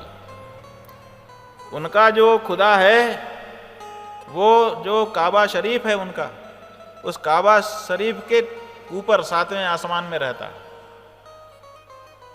इसलिए वो कहते हैं ऊपर वाला सब देख रहा है, वो उनका खुदा ऊपर है। हमारा खुदा तो हर जगह है, कहाँ नहीं है। इसलिए हम ऊपर वाला कहें ये ठीक नहीं है। हमको कहना है, हमको कहना चाहिए कि सर्वव्यापी परमात्मा देख रहा है, उससे छिप नहीं सकोगे। तो शब्दों को दोहराने के पहले उनके ओरिजिन को पता कर लेना चाहिए कि कहाँ से आए हैं। क्यों? क्योंकि जहाँ से आए हैं वहीं की बात कहेंगे। जो जहाँ से आया है वहीं की तो बात बोल सकेगा। तो ये जो वाक्य है ये वहाँ से आया है बंधुओं, इसलिए इस बारे में हम लोगों को भी सावधान होने की आवश्यकता है। तो हम ये कह रहे थे कि अवतार, अवतार का माने उतरना, ये अर्थ किया जाता है। उतरने का मतलब है ऊपर है तभी तो उतरेगा। नीचे की तरफ जब ऊपर से कोई आता है उसी को उतरना कहते हैं। इसलिए अवतार शब्द से लोग यही अर्थ लगा देते हैं कि हमारा भी भगवान ऊपर रहता है। नहीं, हमारा भगवान तो सर्वव्यापी है, इसलिए उतरने की बात नहीं है। फिर अवतार क्यों कहते हैं? अवतार का मतलब उतरना नहीं, उतारना है। भूमि का जो भार है उसको उतारने के लिए आए, वो अवतार। उतरा नहीं, उतारने के लिए जो आया वो अवतार। भूभारावताराय पापिष्ठा नाम च भारेण व्याकुला भूच मेदिनी। जब ये धरती भार का अनुभव करती है, भार क्या है? इस धरती पे ऐसा क्या हो जाता है जो इसको भार हो जाता है? जितने लोग हैं उतने ही तो हैं, भार कैसे बढ़ गया? और उनके मरने से भी भार कहाँ कम होता है? क्योंकि मरने के बाद भी जो तत्व हैं वो तत्वों में ही मिल जाते हैं। इसलिए गिलास के अंदर से इस जगह से उस जगह कोई रख दी जाए, उतने से भार कहाँ उतर जाता है? अगर हमने भार लेके इस कंधे, दाहिने कंधे पे तराजू पे हम खड़े हुए हैं और उसको उठा के हम इस कंधे पे रख लें तो क्या भार हमारा कम हो जाएगा? अगर ये कंधे से उतार के हम हाथ में टांग के खड़े रहें तराजू पे तो क्या भार कम हो जाएगा? भार तो कम होता नहीं है और भार बढ़ता भी नहीं है। तो भार, भूमि का भार क्या है? का भूमि का भार यह है कि भूमि के स्वभाव के विरुद्ध आचरण जब होने लगता है तो वही भार हो जाता है। भूमि का स्वभाव क्या है? धर्म का स्वभाव है। भूमि धार्मिक है, इसलिए वो चाहती है कि धर्म का आचरण हमारे ऊपर रहने वाले लोग करें। वो चाहे कितनी ही संख्या में हो जाए, भूमि को भार नहीं होता। लेकिन संख्या बहुत कम हो, लेकिन जो भूमि पे रह रहा है वो अधर्म आचरण करने लगे तो वो भूमि को भार दिखाई देने लगता है। आप इसको ऐसे समझिए कि आपके बेटा बेटी हैं, जब तक आपकी आज्ञा के अनुसार कुल खानदान की परंपरा के अनुसार काम कर रहे हैं, आपको कभी आपके बच्चे भार लगे? एक हों चाहे दो हों चाहे 5 हों चाहे 10 हों, किसी के पास कितने हैं किसी के पास कितने हैं, लेकिन माता पिता के पास जितने भी बच्चे हैं उसके लिए कभी भार नहीं होते। लेकिन उन्हीं में से एक बच्चा अगर मनमाना करने लगे, कुल खानदान की मर्यादा के विरुद्ध आचरण करने लगे, आपकी आज्ञा के विरुद्ध आचरण करने लगे, तब वही आपको भार हो जाता है, उसको सह पाना कठिन हो जाता है। आप रोज रोज झगड़ा करना शुरू कर देते हैं कि ये मत कर ये मत कर, उसको देखते ही टेंशन हो जाता है। और एक नौबत आ जाती है कि आप लोगों के सामने कह देते हैं आज से ये मेरा बेटा नहीं, आज से ये मेरी बेटी नहीं। कभी कभी तो अखबार में भी हम लोगों ने छपा हुआ देखा है कि माता पिता ने अखबार में विज्ञापन छपवा दिया कि आज से मैं अपने बेटे या बेटी से अपने सारे संबंध समाप्त करता हूँ, अभी आज से हमारा नहीं रहा। क्यों नहीं रहा? इतना नौबत क्यों आ जाती? क्योंकि वो अधर्म आचरण करने लग गया। तो जो अधर्म आचरण करता है वही सिरदर्द होता है, उसी का भार होता है। अपने लोग इतने लोग यहाँ बैठे हैं, किसी को कोई भार नहीं है, लेकिन एक आदमी आकर के इसी में हलचल शुरू कर दे, इधर से उधर सुनने में बाधा उत्पन्न कर दे, तो सबके लिए वो भार हो जाएगा। सब कहेंगे इसको हटाओ। क्यों कहेंगे? क्योंकि वो इस वातावरण के विरुद्ध काम करने लगे। इसलिए जो धर्माचरण के विरुद्ध अधर्म आचरण करने लगता है वही पृथ्वी को भार लगता है। तो पृथ्वी कहती है कि हमारे भार को उतारिए, माने इसका विनाश करिए। तो भगवान भूमि के भार को उतारने आते हैं, इसीलिए उनको अवतार कहा जाता है। धरती का जो स्वभाव है उस स्वभाव के अनुसार उस पर व्यवहार होना चाहिए, और इसीलिए भगवान आते हैं। 24 अवतार भगवान के बताए गए हैं। सनत कुमार अवतार भगवान का पहला हुआ निवृत्त मार्ग का उपदेश करने के लिए। फिर शुकर अवतार हुआ पृथ्वी का उद्धार करने के लिए। फिर नारद का अवतार हुआ भक्ति की महिमा स्थापित करने के लिए। फिर नर नारायण का अवतार हुआ लोक कल्याण के लिए, तपस्या करने के लिए। फिर कपिल मुनि का के रूप में भगवान का अवतार हुआ सांख्य शास्त्र का उपदेश करने के लिए, दर्शन शास्त्र का उपदेश करने के लिए। फिर दत्तात्रेय आए गुरु की महिमा स्थापित करने के लिए। फिर यज्ञ भगवान आए यज्ञ की महिमा स्थापित करने के लिए। फिर ऋषभ देव जी आए, ऋषभ देव के रूप में भगवान आए त्याग की महिमा स्थापित करने के लिए। फिर पृथु के रूप में भगवान आए राज्य की महिमा स्थापित करने के लिए। और फिर मत्स्य के रूप में भगवान का अवतार हुआ काहे के लिए? बीज की रक्षा करने के लिए। फिर कच्छप के रूप में भगवान आए अमृत का आविर्भाव कराने के लिए। धन्वंतरी के रूप में आए भगवान अमृत का संरक्षण करने के लिए। मोहिनी के रूप में आए भगवान योग्य अधिकारी को ही अमृत प्रदान करने के लिए, बाकी से उसकी रक्षा करने के लिए। फिर नरसिंह के रूप में आए भगवान, काहे के लिए आए? अभी बताया हमने कि भक्त की महिमा निरूपित करने के लिए, कि भक्त के कहे को सदा सत्य सिद्ध कर देता हूं मैं। और वामन के रूप में भगवान आए ये नीति बताने के लिए कि जब शत्रु बहुत प्रबल हो गया हो तो उसके सामने छोटा बन जाने में कोई हर्जा नहीं है। त्रिविक्रम होकर के भी भगवान ने वामन का रूप धारण किया। फिर परशुराम के रूप में आए अत्याचारी का विरोध। कभी भी अत्याचारी चाहे राजा ही क्यों ना हो, सामान्य रूप से राजा को भगवान विष्णु का रूप माना गया है, लेकिन अगर वो अत्याचारी हो जाए तो उसके विरुद्ध भी खड़े हो जाना चाहिए। ये बताया। व्यास के रूप में आकर के ज्ञान विज्ञान का उपदेश किया। राम के रूप में आकर के भगवान ने धर्म की स्थापना की, बलराम के रूप में आकर के पराक्रम का प्रदर्शन किया, और श्री कृष्ण के रूप में आकर के भगवान ने गौ माता के महात्म्य को निरूपित किया, गौ सेवा की। बुद्ध के रूप में आकर के अहिंसा धर्म का उपदेश किया। कल के रूप में भगवान आने वाले हैं, आकर के सतयुग को आमंत्रण देंगे। हंस के रूप में भगवान ने और हयग्रीव के रूप में भगवान ने ज्ञान का उपदेश किया है और ज्ञान की रक्षा की है। ये भगवान के अनेक अवतार हुए हैं। ये सब अवतार काहे के लिए? भूमि के भार को उतारने के लिए, उसको हल्का बनाए रखने के लिए। ये सब अवतार पराम्बा की शक्ति से समन्वित होकर के भूमि के भार का अवतार कर पाए। सब ने अपने अपने समय में पराम्बा की आराधना की। यहाँ तक कि राम और कृष्ण ने भी भगवती शक्ति की आराधना करके ही भूमि भार उतार पाए। राजा जनमेजय ने कहा, महाराज भगवान राम, भगवान कृष्ण ये तो भगवान ही है, ये भी क्या शक्ति की आराधना करते हैं? आराधना करने का मतलब तो ये होता है कि एक भक्त है, एक भगवान है। तो क्या ये जो देवता हैं हमारे पंचदेव, जिनकी आराधना उपासना सनातन धर्म में बताई गई है, ये देवता छोटे बड़े हैं क्या? एक आराधक है, एक आराध्य है, इतना अंतर इनके बीच में है।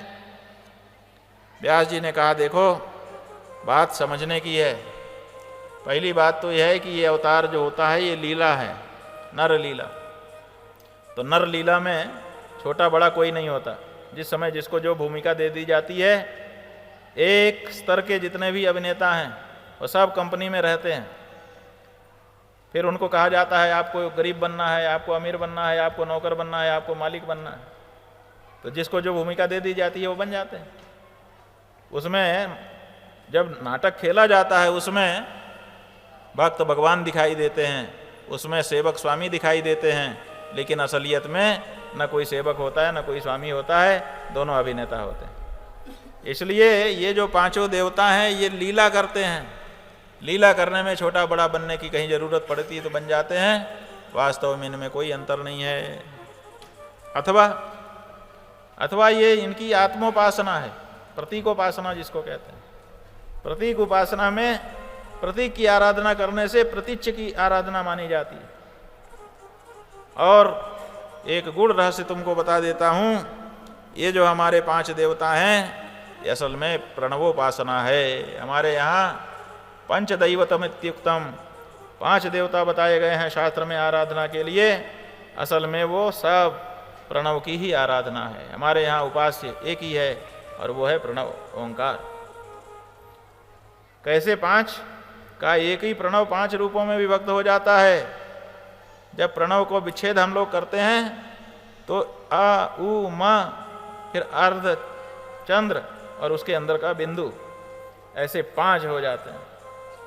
अकार का मतलब है ब्रह्मा, उकार का मतलब है विष्णु, मकार का मतलब है महेश, और वो अर्धचंद्र जो है वो उसका मतलब है सूर्य, और उसके अंदर का जो बिंदु है वही शक्ति है। इस तरह से पांचों की आराधना का मतलब प्रणव की आराधना है। ये आराधना जब कोई करता है तो उसको पता चलता है कि ये जो पराम्बा है ये सूक्ष्म बिंदु की तरह से दिखाई देती है। क्यों? क्योंकि ये बिंदु के रूप में, अति सूक्ष्म रूप में सब में समाई हुई है। इसलिए हमारी जो आराधना है वो स्थूल से सूक्ष्म की ओर है, स्थूल से सूक्ष्म की ओर जाती है। जानी ही तुम महाराज योग माया वसे जगत, ब्रह्मादि स्तंभ पर्यंतम देव मानुष तिर्यगम। छोटी चींटी से लेकर के ब्रह्मा पर्यंत जो कुछ भी है सब पराम्बा के अधीन है। माया तंत्री निबद्धा ये ब्रह्म विष्णु हरादय भ्रमंति बंधमायांति लीलया ऊर्णनाभिवत। जैसे ऊर्णनाभि माने मकड़ी अपने ही मुख से जाला निकालती है और बहुत विस्तार करके फैला देती है और बाद में स्वयं उस जाले को खा भी जाती है। इस तरह से पराम्बा की आराधना करने से पराम्बा की शक्ति की आराधना होती है। जैसे ऊर्णनाभि माने मकड़ी अपने ही मुख से जाला निकालती है और बहुत विस्तार करके फैला देती है और बाद में स्वयं उस जाले को खा भी जाती है। तो अपने में ऐसे ही निकाल करके फैलाया और फिर अपने में ही समा लिया। जैसे ऊर्ण नाभि माने मकड़ी ये कार्य करती है, ऐसे ये पराम्बा इस सारे जगत की सर्जना करती है और फिर अपने में ही उनको लीन भी कर लेती है। जैसे माँ अपने पेट से बच्चे को निकालती है और फिर उसको अपने गोद में ही छिपा लेती है, वैसी परिस्थिति है। इसलिए वेद भी यही कहता है, यथोर्ण नाभि सृजते गृह्यते च, जैसे ऊर्ण नाभि सर्जन भी करता है और फिर ग्रहण करके उसका लय भी कर देता है, उसी तरह से ये जो पराम्बा राजराजेश्वरी हैं यही इस संसार का सर्जन करती हैं और फिर इसको स्वयं में विलीन भी कर लेती हैं। वही महिमाशालिनी। राजा जन्मेजय ने कहा, महाराज उन्हीं पराम्बा का चरित्र हमको सुनाइए, हम उन पराम्बा का चरित्र सुनना चाहते हैं। व्यास जी ने कहा, ठीक है सुनो। एक था महिषासुर। राजा ने कहा, महाराज एक मिनट, हमने कहा देवी जी का चरित्र सुनाइए और आपने कहा महिषासुर। महिषासुर का चरित्र हमको नहीं सुनना है, हमको तो देवी जी का चरित्र सुनना है। व्यास जी ने कहा, भाई धैर्य धारण करो, बात यह है कि देवी जी का चरित्र प्रकट कैसे होगा। आग प्रकट करने के लिए पहले लकड़ी की जरूरत होती है, उसको जब रगड़ा जाता है तब आग प्रकट होती है। अतिशय रगड़ करे जो कोई, अनल प्रकट चंदन ते होई। जब अतिशय रगड़ कोई कर देता है तो चंदन की लकड़ी जो स्वभाव से शीतल होती है उससे भी अनल माने आग प्रकट हो जाया करती है। इसलिए ये महिषासुर जो हमने कहा, ये महिषासुर की कथा नहीं सुना रहे हैं, हम आपको पराम्बा की ही कथा सुनाने जा रहे हैं। भागवत में भी यही हो गया था। जब 10वां स्कंद आरंभ हुआ तो भगवान सुखदेव जी ने परीक्षित से कहा, परीक्षित कुछ खा पी लो। बोले, नहीं महाराज, आपके मुंह से निकलने वाली जो कथा की गंगा है उसी को पी पी करके मैं तो तृप्त हूं, कुछ खाने पीने की इच्छा नहीं है, आप तो सुनाते जाइए। कहा ठीक है सुनाते हैं। तो शुरू कर दिया महाभारत। एक थे भीष्म, एक थे कौरव, एक थे पांडव। हाथ जोड़ के परीक्षित भी खड़े हो गए, महाराज ये मत सुनाइए, हमको तो कृष्ण कथा सुनाइए। उस समय सुखदेव जी ने क्या कहा था? उस समय सुखदेव जी ने यही कहा, परीक्षितोऽथ राजर्षे जन्म कर्म विलापनम संस्थाम च पांडुपुत्राणाम बक्षे कृष्ण कथोदयम। ये जो हम परीक्षित, पांडु, कौरव, भीष्म, द्रोण ये सब सुना रहे हैं, ये सब इसलिए नहीं सुना रहे हैं कि इसको सुनाना है, बल्कि इन्हीं के सुनाने से कृष्ण की कथा का उदय होता है। ऐसे ही व्यास जी कहते हैं ये जो महिषासुर है इसकी कहानी से ही पराम्बा की कहानी का उदय होगा, इसलिए हम इसको सुना रहे हैं। राजा ने कहा ठीक है महाराज, अगर ऐसी बात है तो बिल्कुल सुनाइए। कहा दनु का जो पुत्र था रंभ करम्भ, उन्हीं में से रंभ नाम का जो दैत्य था उसी के पुत्र के रूप में महिषासुर आया। तपस्या करके इसने वरदान प्राप्त कर लिया। क्या वरदान पाया? कि हमको कोई ना मार सके। ब्रह्मा जी ने कहा कि देखो एक रास्ता छोड़ दो, बाकी तो सबसे निषेध हम कर देते हैं, कोई नहीं मार सकेगा, एक रास्ता लेकिन बता दो। उसने सोचा कि कौन किससे मरने के लिए हम कह दें, जो सबसे कमजोर हो उसी से कह देते हैं। कहा कौन है? तो उसने देखा कि स्त्रियां जो होती हैं वो बड़ी कमजोर हैं, शरीर से भी कमजोर हैं और मन से भी कमजोर है, मार नहीं सकती किसी को। मारना तो दूर, किसी को मारता हुआ देख भी नहीं सकती, रोने लगती हैं, बिलखने लगती हैं, रोकने के लिए उद्यत हो जाती हैं, मारो मत। इसलिए ये शरीर से भी कमजोर है, कभी अगर मारने आ भी गई तो यूं हाथ पकड़ के हम मरोड़ देंगे, क्या फर्क पड़ता है। और वैसे आएंगी ही नहीं, मारने का स्वभाव इनका नहीं है। इसलिए उसने कहा कि ठीक है महाराज, अगर आप कहते हैं कि एक को छोड़ के बाकी सबसे हमको बचा देंगे तो यही वरदान दे दीजिए कि हम किसी स्त्री से न मारे जाएं, बाकी सबसे कोई दिक्कत नहीं है, बाकी सबसे न मारे जाएं, स्त्री भर हमको वध कर सके, ये वरदान हमको दीजिए। अबला हंत माम हंतुम कथम शक्ता भविष्यति, ये अबला हमको मारने में भला कैसे समर्थ होगी, इसलिए अबला से ही मरने के लिए हम मांग रहे हैं, बाकी किसी से ना मरें। ब्रह्मा जी ने कहा ठीक है, एक रास्ता आपने छोड़ दिया, बाकी रास्ते हम बंद किए देते हैं, अब आप किसी से नहीं मरेंगे, जब आपकी मृत्यु होगी कोई अबला ही आपको मारेगी। तो ये वरदान जब उसने पा लिया तो बलवान हो गया, अब किसी से मरना नहीं है, किसी से भी जाके लड़ जाता, सबको जीत लिया। सबसे पहले जब किसी की ताकत बढ़ती है तो वो शत्रु पे आक्रमण नहीं करता, ये जान लीजिए। सबसे पहला आक्रमण किस पे होता है? अपने आसपास वालों पे। अपने घर में पहले अपनी ताकत आजमाता है, सबसे पहले अपने लोगों को जीतता है। ततः सपत्नान जयति, सपत्न को तो बाद में जब करता है, पहले अपने लोगों पे ताकत, तो पहले अपने घर में सबके ऊपर रौब जमाएगा, फिर मोहल्ले में रौब जमाएगा, जो जो उसके परिचय में हैं, मिलते जुलने वाले हैं, सब पे रौब जमाएगा। और जब सब पे रौब जम गया तब फिर वो किसी शत्रु की बात सोचेगा। तो सबसे पहले महिषासुर के पास जब ताकत आई तो उसने अपने लोगों पे अधिकार किया, कुछ लोगों के ऊपर आक्रमण किया, कुछ तो ऐसे ही थाल सजा के आ गए कि महाराज हम आपके अंदर में आते हैं। और उसके बाद देवताओं पे आक्रमण कर दिया, त्राही त्राही मच गई, देवताओं को कोई रास्ता नहीं मिल रहा था बंधुओं।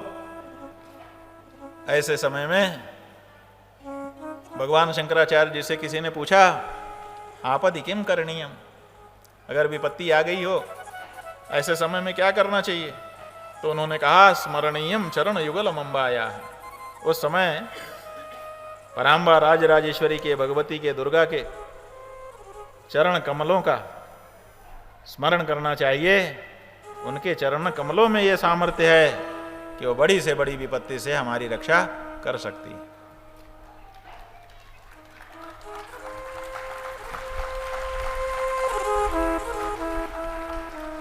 तो देवताओं के पास जब कोई रास्ता नहीं रहा तो इकट्ठा हुए और इकट्ठा होकर के देवी यज्ञ किया, अम्बा यज्ञ किया,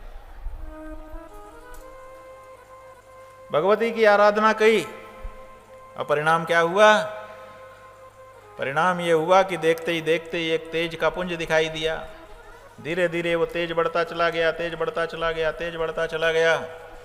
और फिर पश्यताम तत्र देवानां तेजः पुंज समुद्भवा बभूवातिवरा नारी सुंदरी विस्मय प्रदा।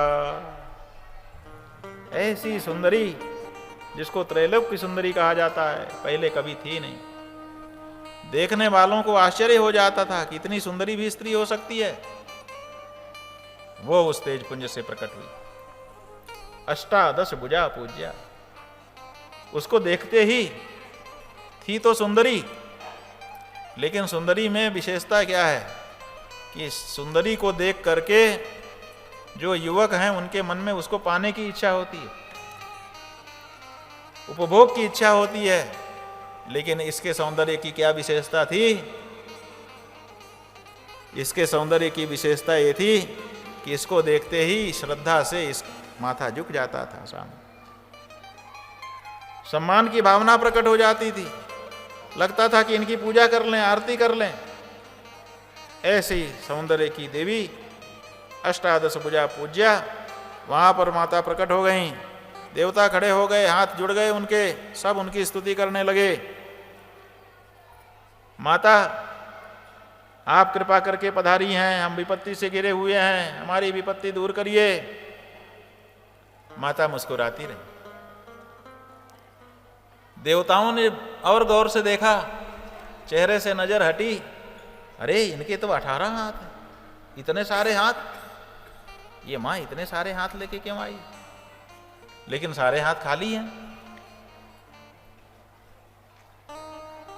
उन्होंने कहा कि भगवती अपने हाथ में कुछ पकड़े, इससे पहले हम अस्त्र शस्त्र पकड़ा देते। ताकि अस्त्र शस्त्र जब हाथ में आ जाएगा तो इनके अंदर भी उसका प्रयोग करने की इच्छा जाग जाएगी, और तब हम कहेंगे कि माता आपके हाथ के अस्त्र शस्त्र जो हैं इनका प्रयोग दैत्यों के ऊपर आप करिए। तो देवताओं ने एक एक अस्त्र, किसी ने त्रिशूल दिया, किसी ने गदा दी, किसी ने चक्र दिया, किसी ने और दिया।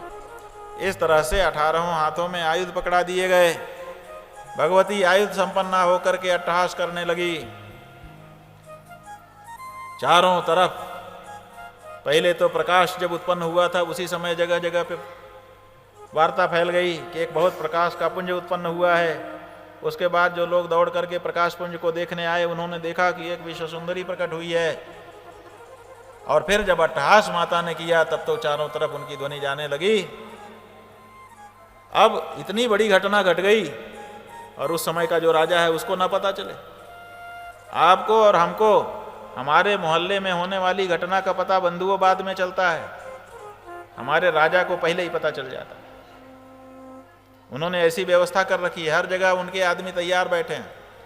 कहीं पर भी कोई घटना घटती है तुरंत लिख करके भेज देते हैं, और वहाँ पर उस घटना को देखने वाले लोग बैठे हैं कि ये घटना कहाँ तक पहुँचाई जानी है, तुरंत पहुँचा दी जाती है। तो जैसे ही ये अद्भुत घटना घटी, तेजः पुंज का प्राकट्य, उसमें देवी का प्राकट्य देवताओं के बीच में हुआ, तत्काल जो गुप्तचर थे उन्होंने महिषासुर को ये सूचना भिजवा दी। अनिंद्य सुंदरी आज तक देखी नहीं गई ऐसी, देवताओं के बीच में प्रकट हुई है।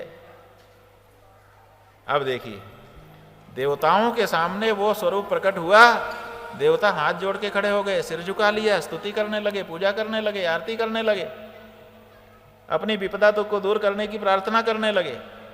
और अभी उसके सामने प्रकट नहीं हुई पाता, अभी उसके कान में उनकी सूचना भर गई है और उसके मन में क्या विचार आ गया।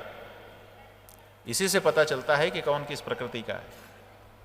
उसके नाम में असुर क्यों लग गए?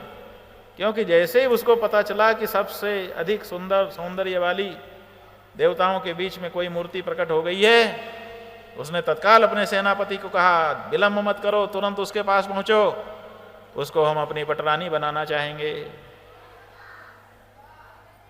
लीजिए, देखा नहीं, भोग की इच्छा प्रकट हो गई, और देवताओं के सामने माता प्रकट हुई, उनके मन में भोग इच्छा प्रकट नहीं।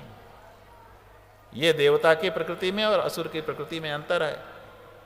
इसी से पता चलता है कि कौन देवी प्रकृति का है, कौन आसुरी प्रकृति का।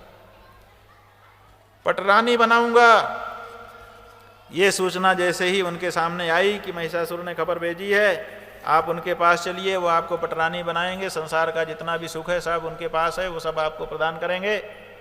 माता ने कहा, जाओ बता दो, पटरानी बनने नहीं, पटक पटक के मारने आए हैं हम उनको। हमारा अवतार जो हुआ है वो उन्हीं को, उनके अंदर जो घमंड है उसी को उतारने के लिए हुआ है। ये जो नशा चढ़ गया है उसको उतारने आए हैं हम। दूत लौट करके आया, सोचता था कि राजा को कैसे शब्दों में ये बात बताएं, लेकिन बताना जरूरी था तो जाके बता दिया, महिषासुर को बताया। अब महिषासुर ने जब ये सुना कि जो सुंदरी है वो बोल ऐसा रही है, प्रायः जो लोग सुंदर होते हैं लोग उनसे वैसे ही सुंदर व्यवहार की भी अपेक्षा करते हैं, लेकिन महिषासुर ने कहा कि ये तो देखने में सुंदरी आप लोग बता रहे हैं और व्यवहार ऐसा है। थोड़ा तो उसको खटका मामला। उसने मंत्रिमंडल की बैठक बुलाई, सब मंत्री इसी समय उपस्थित हों, हम परामर्श करना चाहते हैं।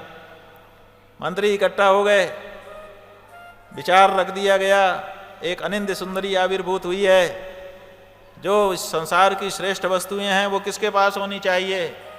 वो तो राजा के पास ही होनी चाहिए, और इस समय तीनों लोकों के राजा हम हैं, इसलिए जो कुछ भी उत्तम है वो हमारे लिए होना चाहिए। ऐसा समझ करके हमने दूत भेजा था कि बुला के ले आओ, हम उसको पटरानी बना लें, लेकिन वहाँ से तो उल्टा संदेश आ गया। आप लोगों का क्या कहना है? मंत्रिमंडल ने कहा, महाराज आपने बड़ा विषय बता दिया है, इतने बड़े विषय को बिना विचारे अगर आपके सामने हम प्रस्तुत करेंगे तो ठीक नहीं होगा। कम से कम एक रात का समय हमको दीजिए, कल की बैठक में हम लोग बता पाएंगे कि क्या करना चाहिए। तो महिषासुर क्या कर सकता था, सलाह तो उसको चाहिए ही थी। उसने कहा ठीक है, 1 दिन का समय दिया जाता है। कल जब फिर से बैठक शुरू होगी तब आप लोग अपने अपने विचार बताइएगा। तो अपने लोगों को भी कल तक तो इंतजार करना ही पड़ेगा, क्योंकि अपना भी समय जो सुनिश्चित है वो पूरा हो चुका है।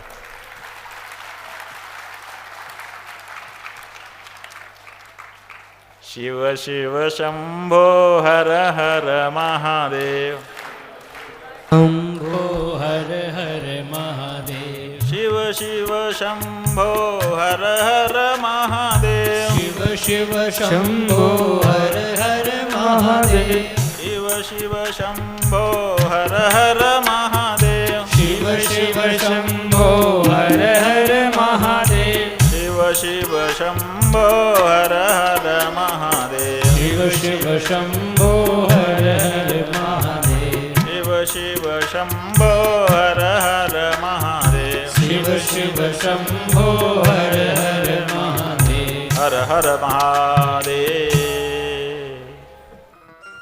बोलिए जगत गुरु शंकराचार्य भगवान की, ज्योतिषपीठाधीश्वर भगवान की जय हो। वही बात कहना है कि तेरे हवाले, तेरे हवाले, तेरे हवाले। साथ दीजिएगा, बहुत प्यारा भजन बहुत सारे लोगों ने सुन रखा है और हमारे वैभव भैया, सत्यम भैया, सभी लोगों ने विशेष रूप से हमसे कहा था कि ये भजन आप जरूर गाइएगा।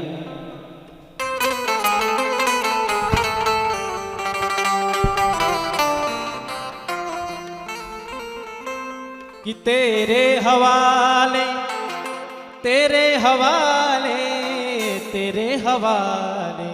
वही बात कहना है कि जीवन है तेरे हवाले, जो तुझ पीठ वाले। जीवन है तेरे हवाले, जो तुझ पीठ वाले। तेरे हवाले, तेरे हवाले, तेरे हवाले, तेरे हवाले, तेरे हवाले। उठा लीजिए सभी हाथ दोनों साथ देते हुए। 1 2 3 4। जीवन है तेरे हवाले, ओ ज्योतिष पीठ वाले। जीवन है तेरे हवाले, ज्योतिष पीठ वाले।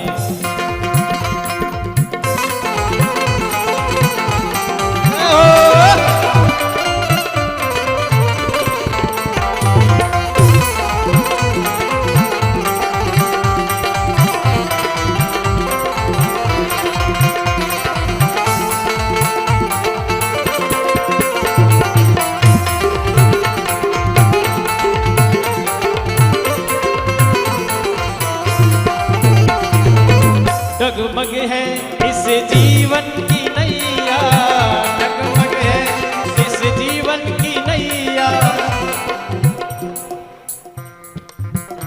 हम सभी सनातन धर्मावलंबियों को धर्म की राह दिखाने पूज्यपाद महाराज श्री आज मेरठ की इस पावन धरती पर पधारे हैं। कई जन्मों के भाग्य आज उदय और हमारे सौवीर भैया, बबलू भैया सभी मिलकर के आनंद ले रहे हैं और इस धर्म के आज मेरठ के इस महाअनुष्ठान के इंजन बन करके पूरी रेलगाड़ी को चला रहे हैं। कैसे? डगमग है इस जीवन की नैया, डगमग है इस जीवन की नैया। आपके सिवा इसका कोई ना खेवैया, आपके सिवा इसका कोई ना खेवैया। ओ डगमग है इस जीवन की नैया। वैभव जी, आपके सिवा इसका कोई ना खेवैया, आपके सिवा इसका कोई ना खेवैया। नैया कर दी ये जीवन की नैया महाराज श्री के पावन चरणों में अर्पित कर दो, तो जैसे पानी में ऐसे तैरती है, तैरते तैरते पार हो जाती है, पता नहीं लगेगा पार हो जाएगी। वो नैया कर दी है आपके हवाले, ओ जो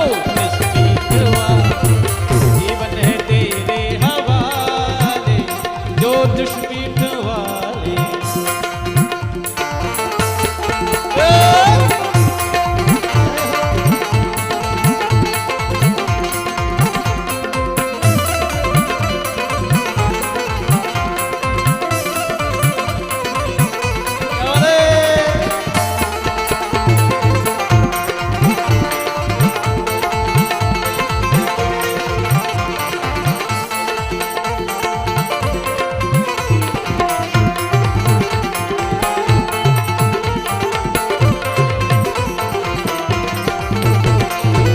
साज भी तुम्ही हो,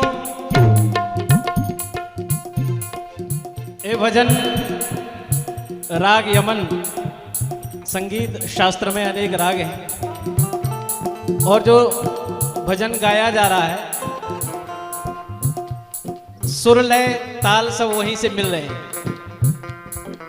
हम सब लोग छोटे छोटे लाइट हैं पूज्यपाद महाराज श्री पावर हाउस, हम लोगों के अंदर जो पावर है वो वहीं से सप्लाई हो रहा है। कैसे? राग भी तुम्ही हो, साज भी तुम्ही हो, आवाज भी तुम्ही हो, साज भी तुम्ही हो, आवाज भी तुम्ही हो, साज भी तुम्ही हो, आवाज भी तुम्ही हो, मेरा राग भी तुम्ही हो। स्वामी प्रत्यक्ष चैतन्य मुकुंदानंद जी महाराज ने, हमने सोचा मुझे आरती गाना है डायरेक्ट, लेकिन स्केल थोड़ा सा नीचे हो गया, लेकिन फिर भी नी रे गा रे गा रे गा रे गा रे गा रे गा रे गा रे नी मा गा पम रे गा रे पम रे गा रे नी दा नी रे दा दा दा दा नी सा गा म गा म गा म पा नी पा दा म पा सा गा म गा म गा रे दा नी सा गा म पा ता नी सा गा म पा ता नी सा गा म पा पा। साज भी तुम्ही हो, आवाज भी तुम्ही हो, साज भी तुम्ही हो, आवाज भी तुम्ही हो, मेरा राग भी तुम्ही हो। जैसी इच्छा हो, जैसी इच्छा हो, जैसी इच्छा हो वैसा गवाले, जो चिटपीट वाले जीवन है हवाले, जो चिटपीट वाले जीवन है तेरे हवाले, जो बोलिए जगत गुरु शंकराचार्य भगवान की।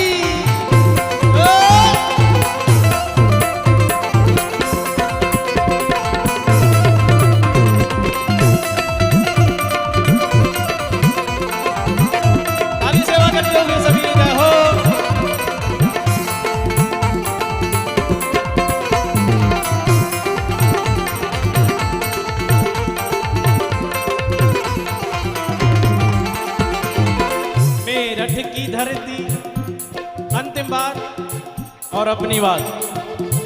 मेरठ की धरती,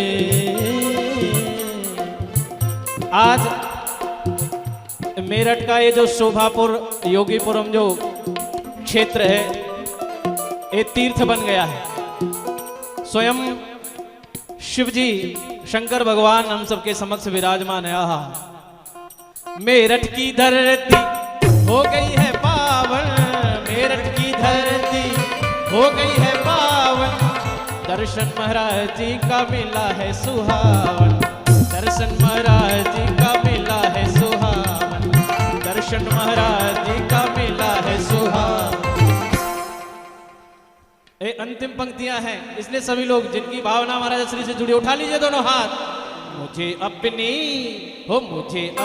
शरण में बसा ले, ज्योतिष पीठ वाले, अपनी शरण में बसा ले, ज्योतिष पीठ वाले, तेरे हवाले, तेरे हवाले, तेरे हवाले, तेरे हवाले, तेरे हवाले। ऐसे नहीं, जीवन है तेरे हवाले, ज्योतिष पीठ वाले, जीवन है तेरे हवाले, ज्योतिष पीठ वाले, जीवन है तेरे हवाले, ज्योतिष। आना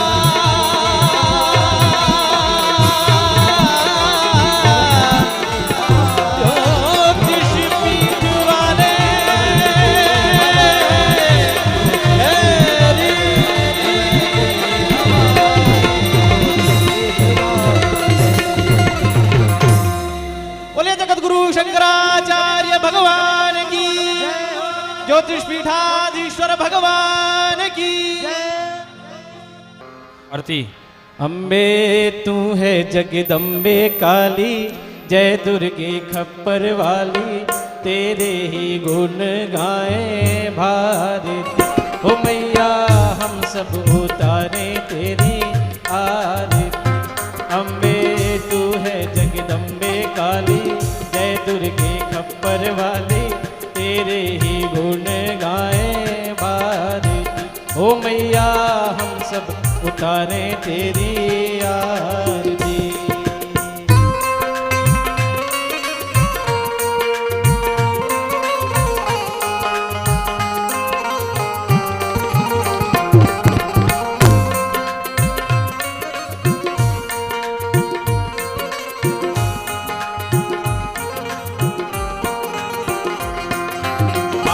तेरे भक्त जनों पर भीड़ पड़ी है भारी माँ, माता तेरी भक्त जनों पर भीड़ पड़ी है भारी। ओ दानव दल पर टूट पड़ो माँ, दानव दल पर टूट पड़ो माँ, करके सिंह सवारी, सौ सौ सिंहों से तू बलशाली, अष्ट भुजाओं वाली, दुखियों के दुखड़े निवारी।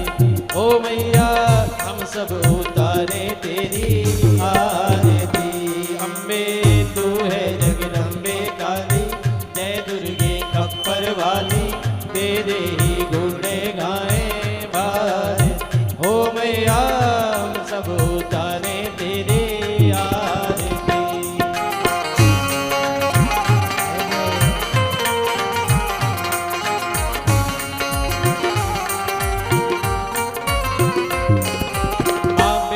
का है इस जग में बड़ा ही निर्मल माता, माँ बेटे का है इस जग में बड़ा ही निर्मल नाता।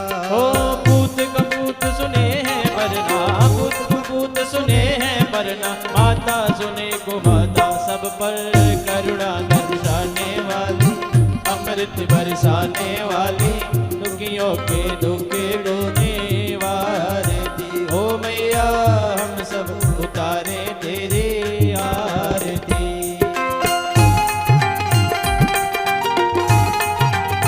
जय जय।